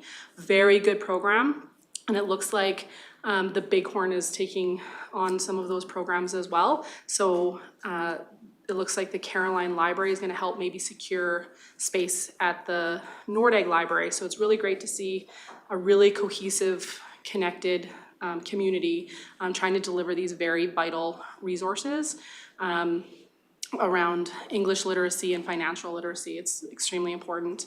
We went to RMA's meeting as well, and it was very interesting to learn the perspective about the impending mature asset strategy and how the province plans on managing some of the issues around the mature assets and how it works with municipalities, or rather can really negatively impact municipal budgets. It sounds like they've taken lowering of taxation off the table, but they're still trying to really figure out the best ways to find these de facto defunct groups and businesses, and try to find a way to make sure that municipalities and landowners aren't negatively impacted from these particular decisions. And they're trying to do that through policy. It was a very good presentation, or I felt it was good, albeit the presenter was sometimes difficult to work with, but it was still a good presentation. Primary and preventative health services also presented. And it was interesting when they're talking about building small purpose-built facilities. I think it's going to be very important for municipalities like ours in the town of Rocky Mountain House to make sure that we're not lost in the verbiage around small purpose-built facilities. We need to make sure that our facility doesn't become one that doesn't have all of the services that are required within our community. That purpose-built doesn't mean removal of services, and I worry that could happen. So we're going to have to really keep an eye on making sure that facilities like Rocky Mountain Houses that have such a huge catchment area and no trauma center close, they don't lose pieces of their services because of that phrase of smaller purpose-built. It can become difficult. I have lots of notes on that presentation. If you guys want them, I'm happy to share them. Had a Medicine River meeting as well. Just a reminder that the AGM for the Medicine River group is on this Thursday. So they will do presentations and obviously do all of the work that needs to go with Societies Act, et cetera. Feel free to RSVP. The information is on their website. They're doing dinner, so make sure you RSVP so there's enough food for everybody. And then I had an Unstoppables meeting, and I am continually so proud of what that group is able to accomplish in such a short period of time. What they're trying to build is nothing short of a miracle, and really gonna, I believe, produce longevity and community builder opportunities. I'm looking forward to them presenting. I'm not gonna take up all of my time to explain it. I'll let them present that. And I wanted to end by actually thanking the admin team for their guidance the last 4 years. I recognize that it takes patience to work with me in particular, but I really value all of your efforts and your commitment to Clearwater County. Second, I want to thank my council team for the last 4 years. It has been some of the most fulfilling in my career. And third, I actually want to thank the residents of Ward 1 for putting their trust in me the last 4 years in building a community and adding to my public service record. It has truly been my honor. And I will pass the floor over to Councillor Lougheed, unless there's no questions. Thank you, Jenny. That was very well spoken. I could certainly echo my comments to this council for being such a good experience over the last 4 years and being truly a collaborative group of people that look for look towards the future of our community. And I thank you for your efforts, and I applaud your efforts, and I wish you continued success in your future endeavors. And with that, I'll pass the baton. Okay. Councillor Cermak. I don't have a whole lot to say. I was at a meeting with the Ag Society. That would have been on the 6th.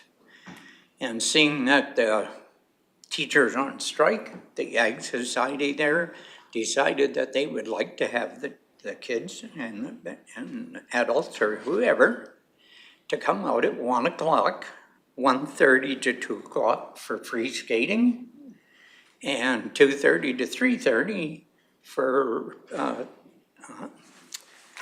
sticks and pucks. And it's all free. The Ag Society, I think, has stepped up. They wanted the parents to have a little bit of a break from their kids and give the kids somewhere to get rid of energy. I thought it was a great thing that the Ag Society stepped up and said that. So I really take my hat off to Caroline. They do think about the people there, and I think it's just great to be part of that community. And I would like to thank all the people on council here. I have enjoyed the last 4 years. Thank you. Okay, thank you. Councillor Northcott. Relating to council activities, I don't really have anything to report at this time. That's all. Councillor Ratcliffe. Thank you. My council report is shorter, all right. I attended the first fall meeting of the Norday Community Association. They had a volunteer appreciation night. I continue to be inspired by how that community works together to provide services and activities for that community. Last week was again the first of the year, or the fall year, FCSS meeting. There were some grants given out. I will let Councillor Gibson go into detail on that. And we also discussed some year-end top-ups for other programs. I've been talking to a lot of people the last few weeks.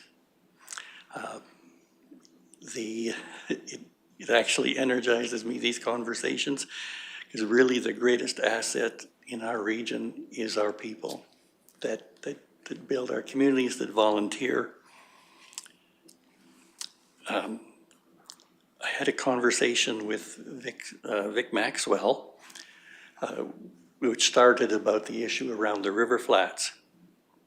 And he has a great idea about creating a regional day-use park along both sides of the river, putting in some picnic tables, benches by the water treatment plant, and making that just a much more available and monitored site.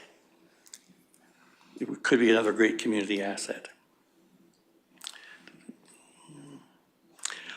I have also been taking a survey with people about having an elected reeve, and that has been unanimous. People want to say in who their reeve is, and that's a job for the next council. I appreciate the relationships we've built here and the issues we've had to deal with the last 4 years, and learning more about how our community operates and what it needs. Thank you. Thank you. Councillor Gibson. You guys are a hard act to follow. I attended the Rocky Mountain House Library meeting. They were setting the budget, and then they had to update their policies on who can use the meeting rooms. It's not used to sign petitions in, it's for meetings. So it's, we've had to do that policy as well on that. And then I attended the broadband meeting that was here. Unfortunately, I did not get to attend the regional RMA meeting. The FCSS meeting that we went to, there was some extra funding that was not allocated yet, so there's a couple of groups that we have. One we did give some funding to, and then there's still a little bit of funding left over, so at the next November meeting, they'll be discussing that. And then there is a convention in Edmonton that they are going to be attending. So other than, and then with Caroline, we've had to update our policy as well on use at the library. Same thing for petitions,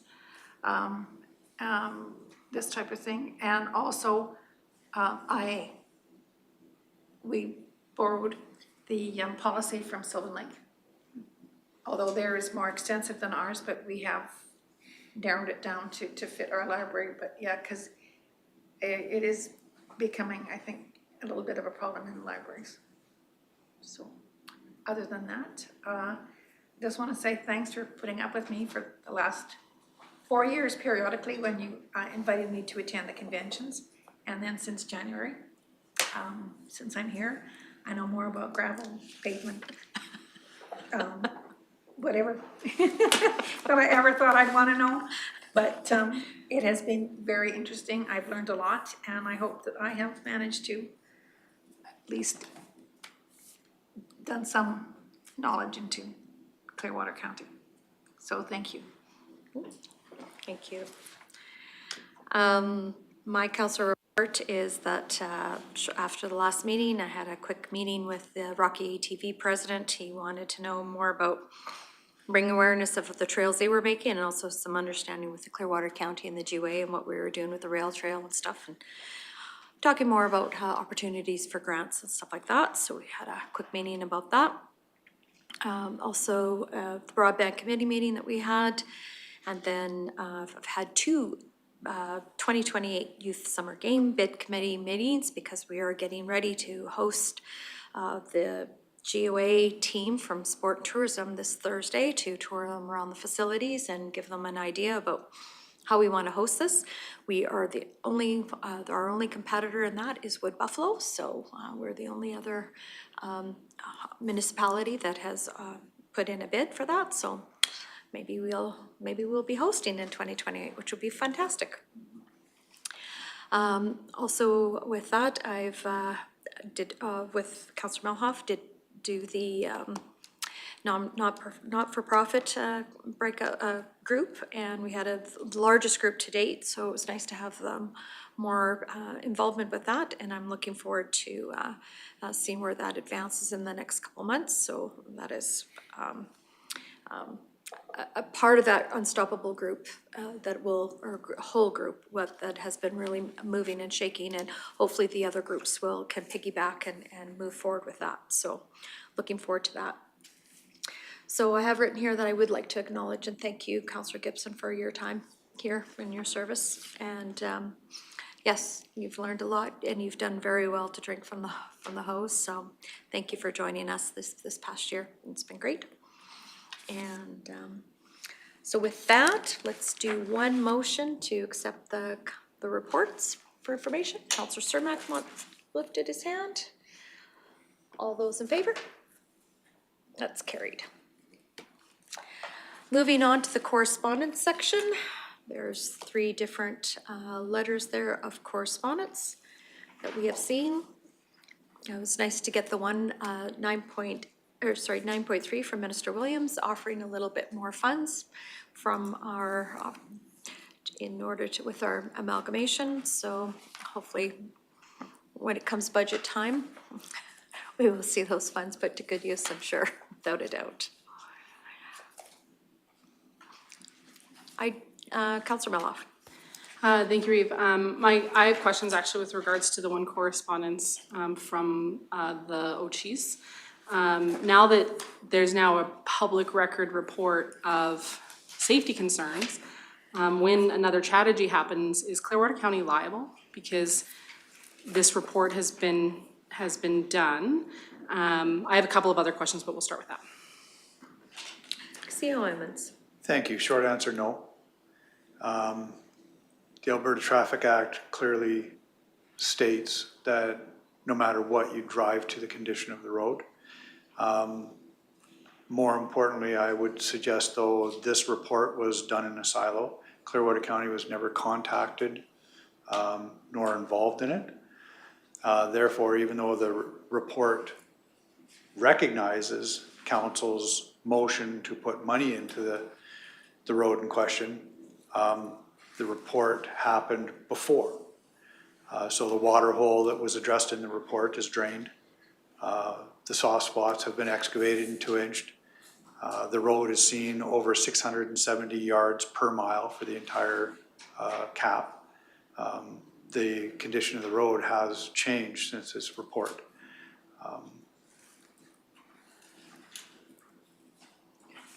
A follow-up? Yes, sorry. please. Is it common for engineers to do studies on road network without the approval of the person who operates the road?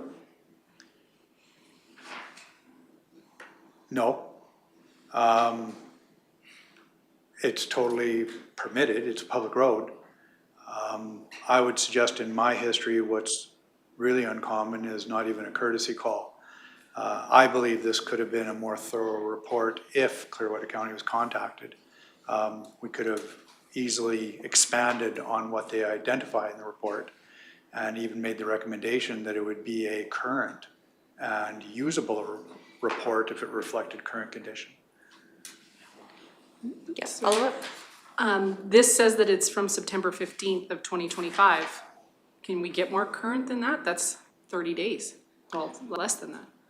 The inspection was August, which predates. When we did the gravel overlay. Well, then that gets, my next question is, do we have any feedback of how the work that we've done on that road has been going? Do we have any positive, negative? We have no feedback on that work? We don't have feedback. I will say monitoring conditions since that work was done. And as I stated, 670 yards per mile of 3/4 inch. We've had nothing but dry conditions. So it was washboardy as a gravel road with no moisture. We do keep a grader on it.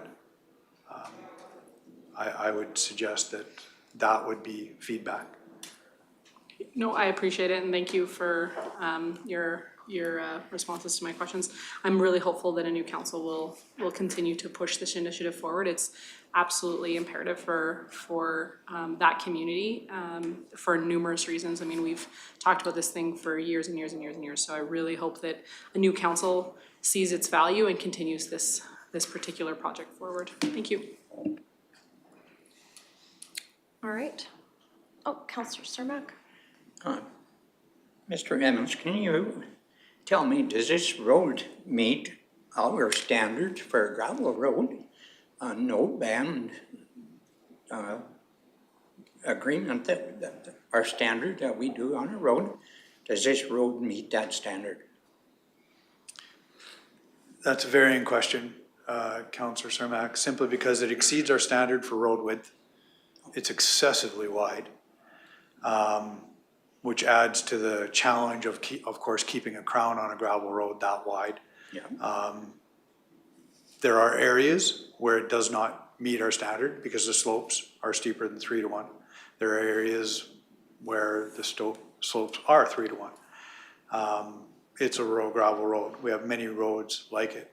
What sets this one aside from the rest, in my opinion, is the traffic count. A lot of resource. Again, I found it interesting with the study, there was 20 letters of support from industry. None of those industry players have come to the table to partner with Clearwater County in funding this, but they're definitely the majority of the users. I believe last traffic count even showed resource exceeds the Ochis themselves.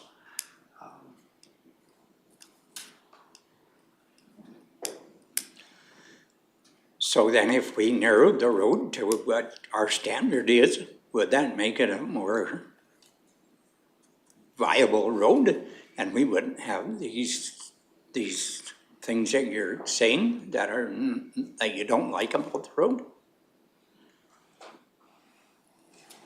It would be far easier to maintain if it was rebuilt.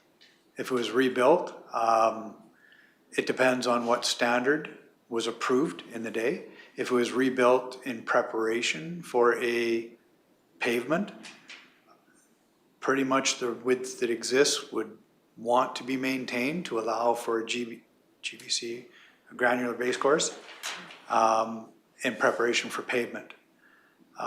If the decision was to rebuild it to a gravel standard, it could be narrowed up by approximately 2 meters and crowned. More importantly, would be a clay cap. Right now, that road was capped with really native sand and extremely hard to maintain because, as we all know, sand, moisture becomes a silt. In dry conditions, it's just dusty. With a good clay cap, it can retain the gravel, far easier to maintain and keep the crown to it.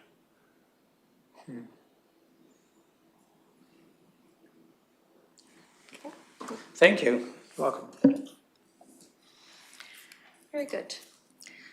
So if there's no other comments or questions in regards to the correspondence that is before us, so we'd be looking for one motion to accept the correspondence for information. Okay, thank you, Councillor Lougheed. All those in favor? And that motion's carried.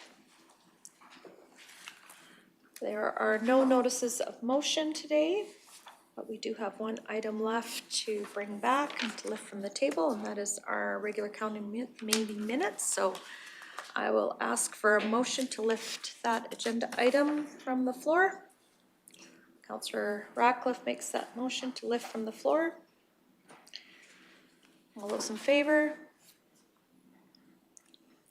Councillor Gibson, you're in favor? Oh, yeah, okay. Just make sure that motion is carried. Okay.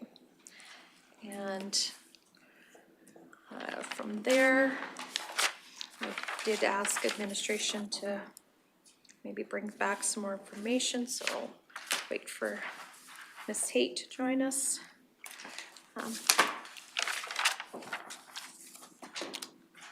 All right, so where we left off on that particular item was we were looking to possibly go to the online.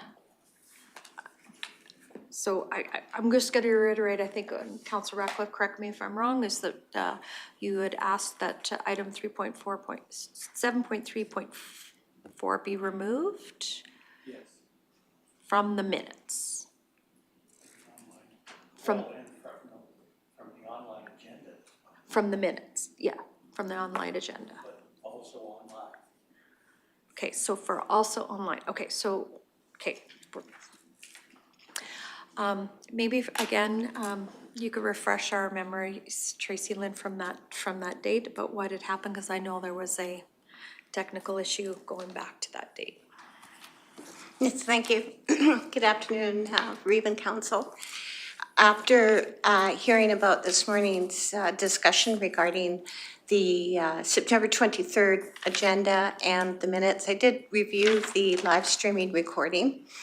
And regarding the 7.3.4 item, as it was explained at the September 23rd meeting, it technically is not an addition to the agenda.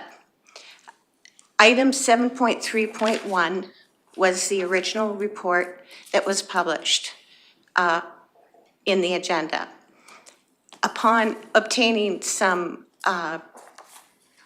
additional information from Council's legal representative, that report required an update.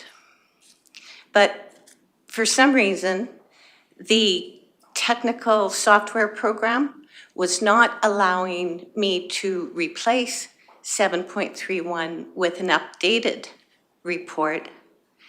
And so a workaround was to just simply include both items.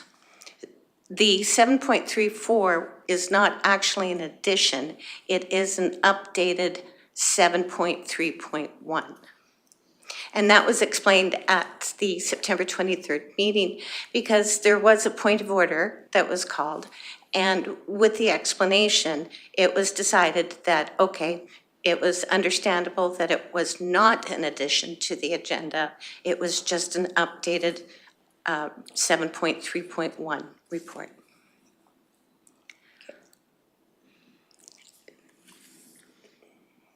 So therefore, that's why it was not included as a separate in our. That's right. So Right. that's why it's not included as a separate item in the minutes. Right, okay. Councillor Ratcliffe. Just the same, there was significant additional material presented that was not published prior to that time. It wasn't included as an addition to 7.3.1, but it was a new item of 7.3.4, which was not approved in the agenda. The approved agenda did not have a 7.3.4. I believe that the updated item did include some corporate registry information as attachments, and Actually, I think it had a completely different tone. I'm sorry, I can't speak to the tone of the report.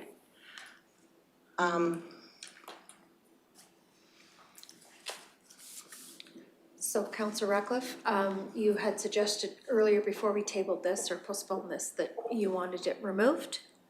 Are you going to make that motion? Yes. Okay. That it be removed from the online agenda, which is published, as though it was officially part of the agenda, part of the approved agenda, which it wasn't. It's a different number.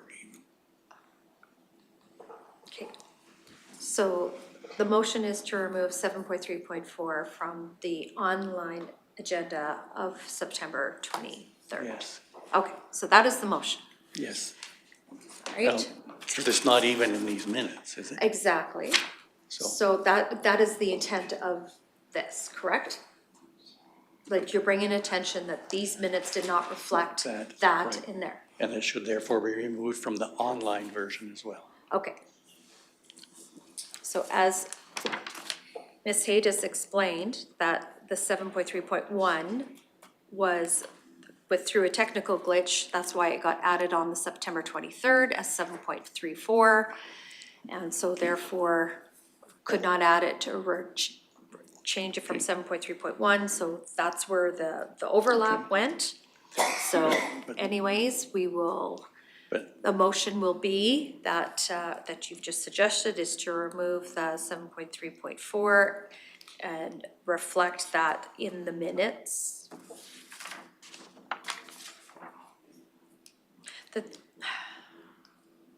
That's totally.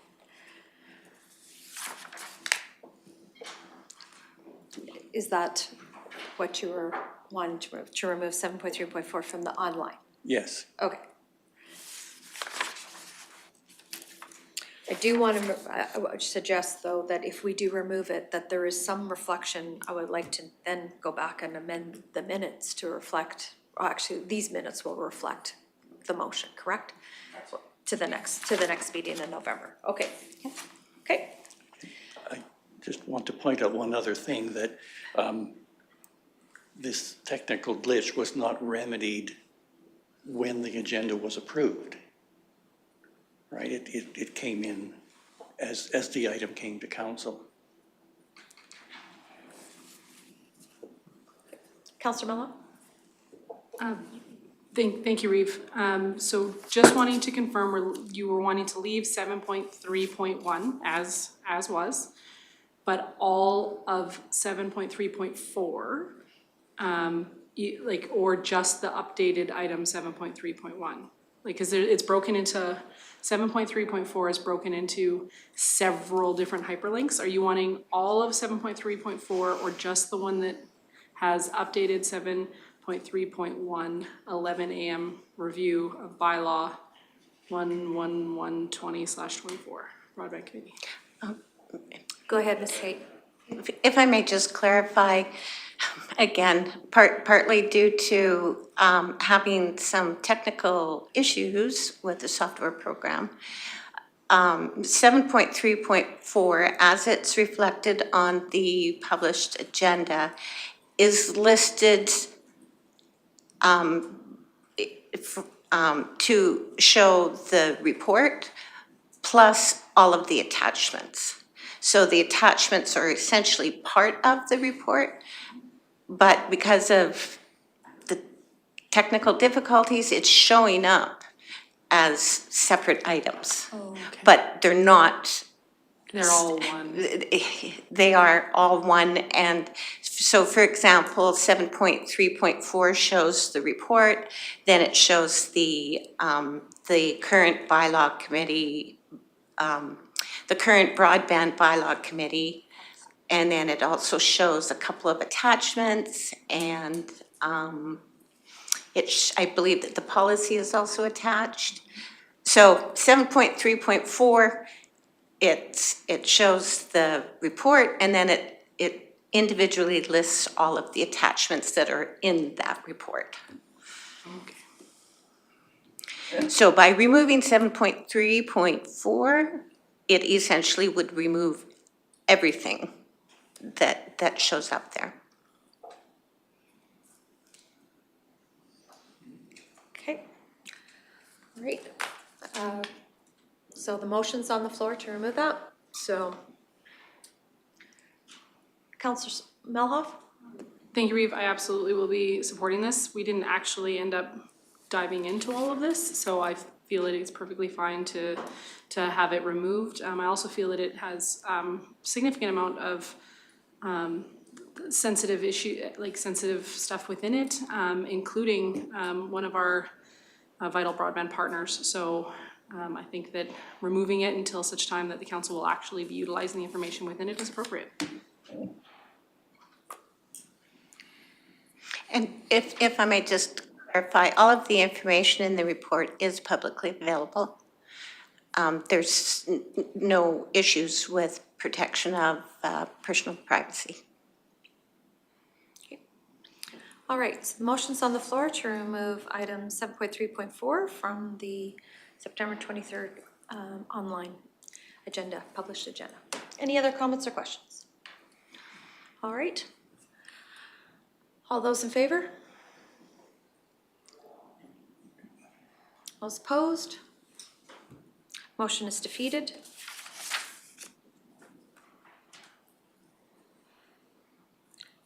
Councillor Melhove? Thank you, Reeve. The other question that we had with regards to minutes was the noting of the point of order that took place. You absolutely explained it very well. You explained it very well that day. But it was my understanding that any points of order are still noted in minutes and the ruling in which the Reeve makes on that point of order, either the Reeve or the group, depending on how points of order are handled within that particular meeting procedures bylaw. It wasn't noted. Is that a common practice, or is it just something that we just didn't note that time and sometimes things get missed? Go ahead. Sorry. To my knowledge, point of orders aren't noted in the minutes. The minutes only require motions that are made and the results of voting, whether the motions are carried or defeated. But I can do some research into that and find out what common practice is. Okay. Yes, go ahead. That would be great, thank you. It's probably something that needs to be addressed when reviewing the meeting procedures. Just in doing my own research, they are considered technical motions because they override the progression of a meeting and require a ruling. So it's my understanding that they are required to be recorded due to their intrusiveness within a meeting. So it's my understanding they need to be recorded, but some research, and then when we do when the next council does the meeting procedures bylaw, it'd be probably a great time to update that. So thank you. Certainly. Mm-hmm. All right. So with that, we are at Councillor Ratcliffe. Before I ask for a motion to approve the minutes. Oh, okay. So with that, we'll be looking for a motion to approve the regular meeting minutes from September 23rd, 2025. Oh, There's another error. oh, there's another error, Councillor. Yes, in that same Gibson? motion, Okay. Cermak is down twice. Oh. Oh, yes, it's been noted that Councillor Cermak's been mentioned twice in that item 7.3.1. Okay. And I'll approve the minutes. And you'll make the motion? Yes. Okay, thank you, Councillor Gibson. All right, I will call the question. All those in favor? Those opposed? Motion is carried. All right. So I just got one more note here to make a reminder that on this coming Monday, October 20th, is our municipal election. Voting stations are open between 10 a.m. and 8 p.m. Please bring your voter card or proper ID as listed on the Elections Alberta website or the county website. All residents are encouraged to get out and vote. Good luck to all the candidates and all the incumbents. And our next meeting is the live stream. To be live stream will be October 30th, which is the organizational meeting and swearing in of the new council. And that's all I have before the adjournment. Councillor Gibson. Just a quick question. How does someone go about getting a in-house? Special ballot? Yeah. Can you please explain that? Anybody can request a special ballot. Either they can phone the county office to request one, they can come in person, they can send an email to the returning officer at clearwatercounty.ca. They can also go online, and under the government tab, there is another menu for special ballots. Once that request has been made, then we'll follow up with the person to make arrangements to have their package sent, picked up. Due to the postal strike, they'll have to come in person to pick up their package. And then they will have to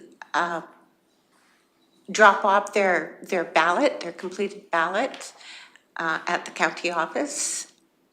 before 5 o'clock on Election Day. Second question. Yes, go ahead. I read somewhere that they'll actually have returning officers go to someone's house to do it. Yes, that's another way that a voter who perhaps, who is unable to leave their home for whatever reason, they can phone or email the returning officer to request to have 2 deputy returning officers attend their home at a prearranged time so that they may cast their ballot. So they can either do one or the other. Thank you. Thank you. So with that, thanks for the 4-year term and thanks for tuning in, and we'll see each other in the next over the year, because I'm sure all of us, whether we're here or not, we're all going to continue serving our community, because that's what we do. That's why we put our names forward in the first place. Councillor Cermak. You said the next meeting is October 30th? Yes. That's a Thursday. Yes, it is. They have to go through the municipal orientation, so just the way everything is going. So we don't have a meeting on the 28th? No, it'll be the 30th. Okay. You bet. There's a mock. Yeah. There's a mock meeting. Yeah. Thank you very much and have a great day.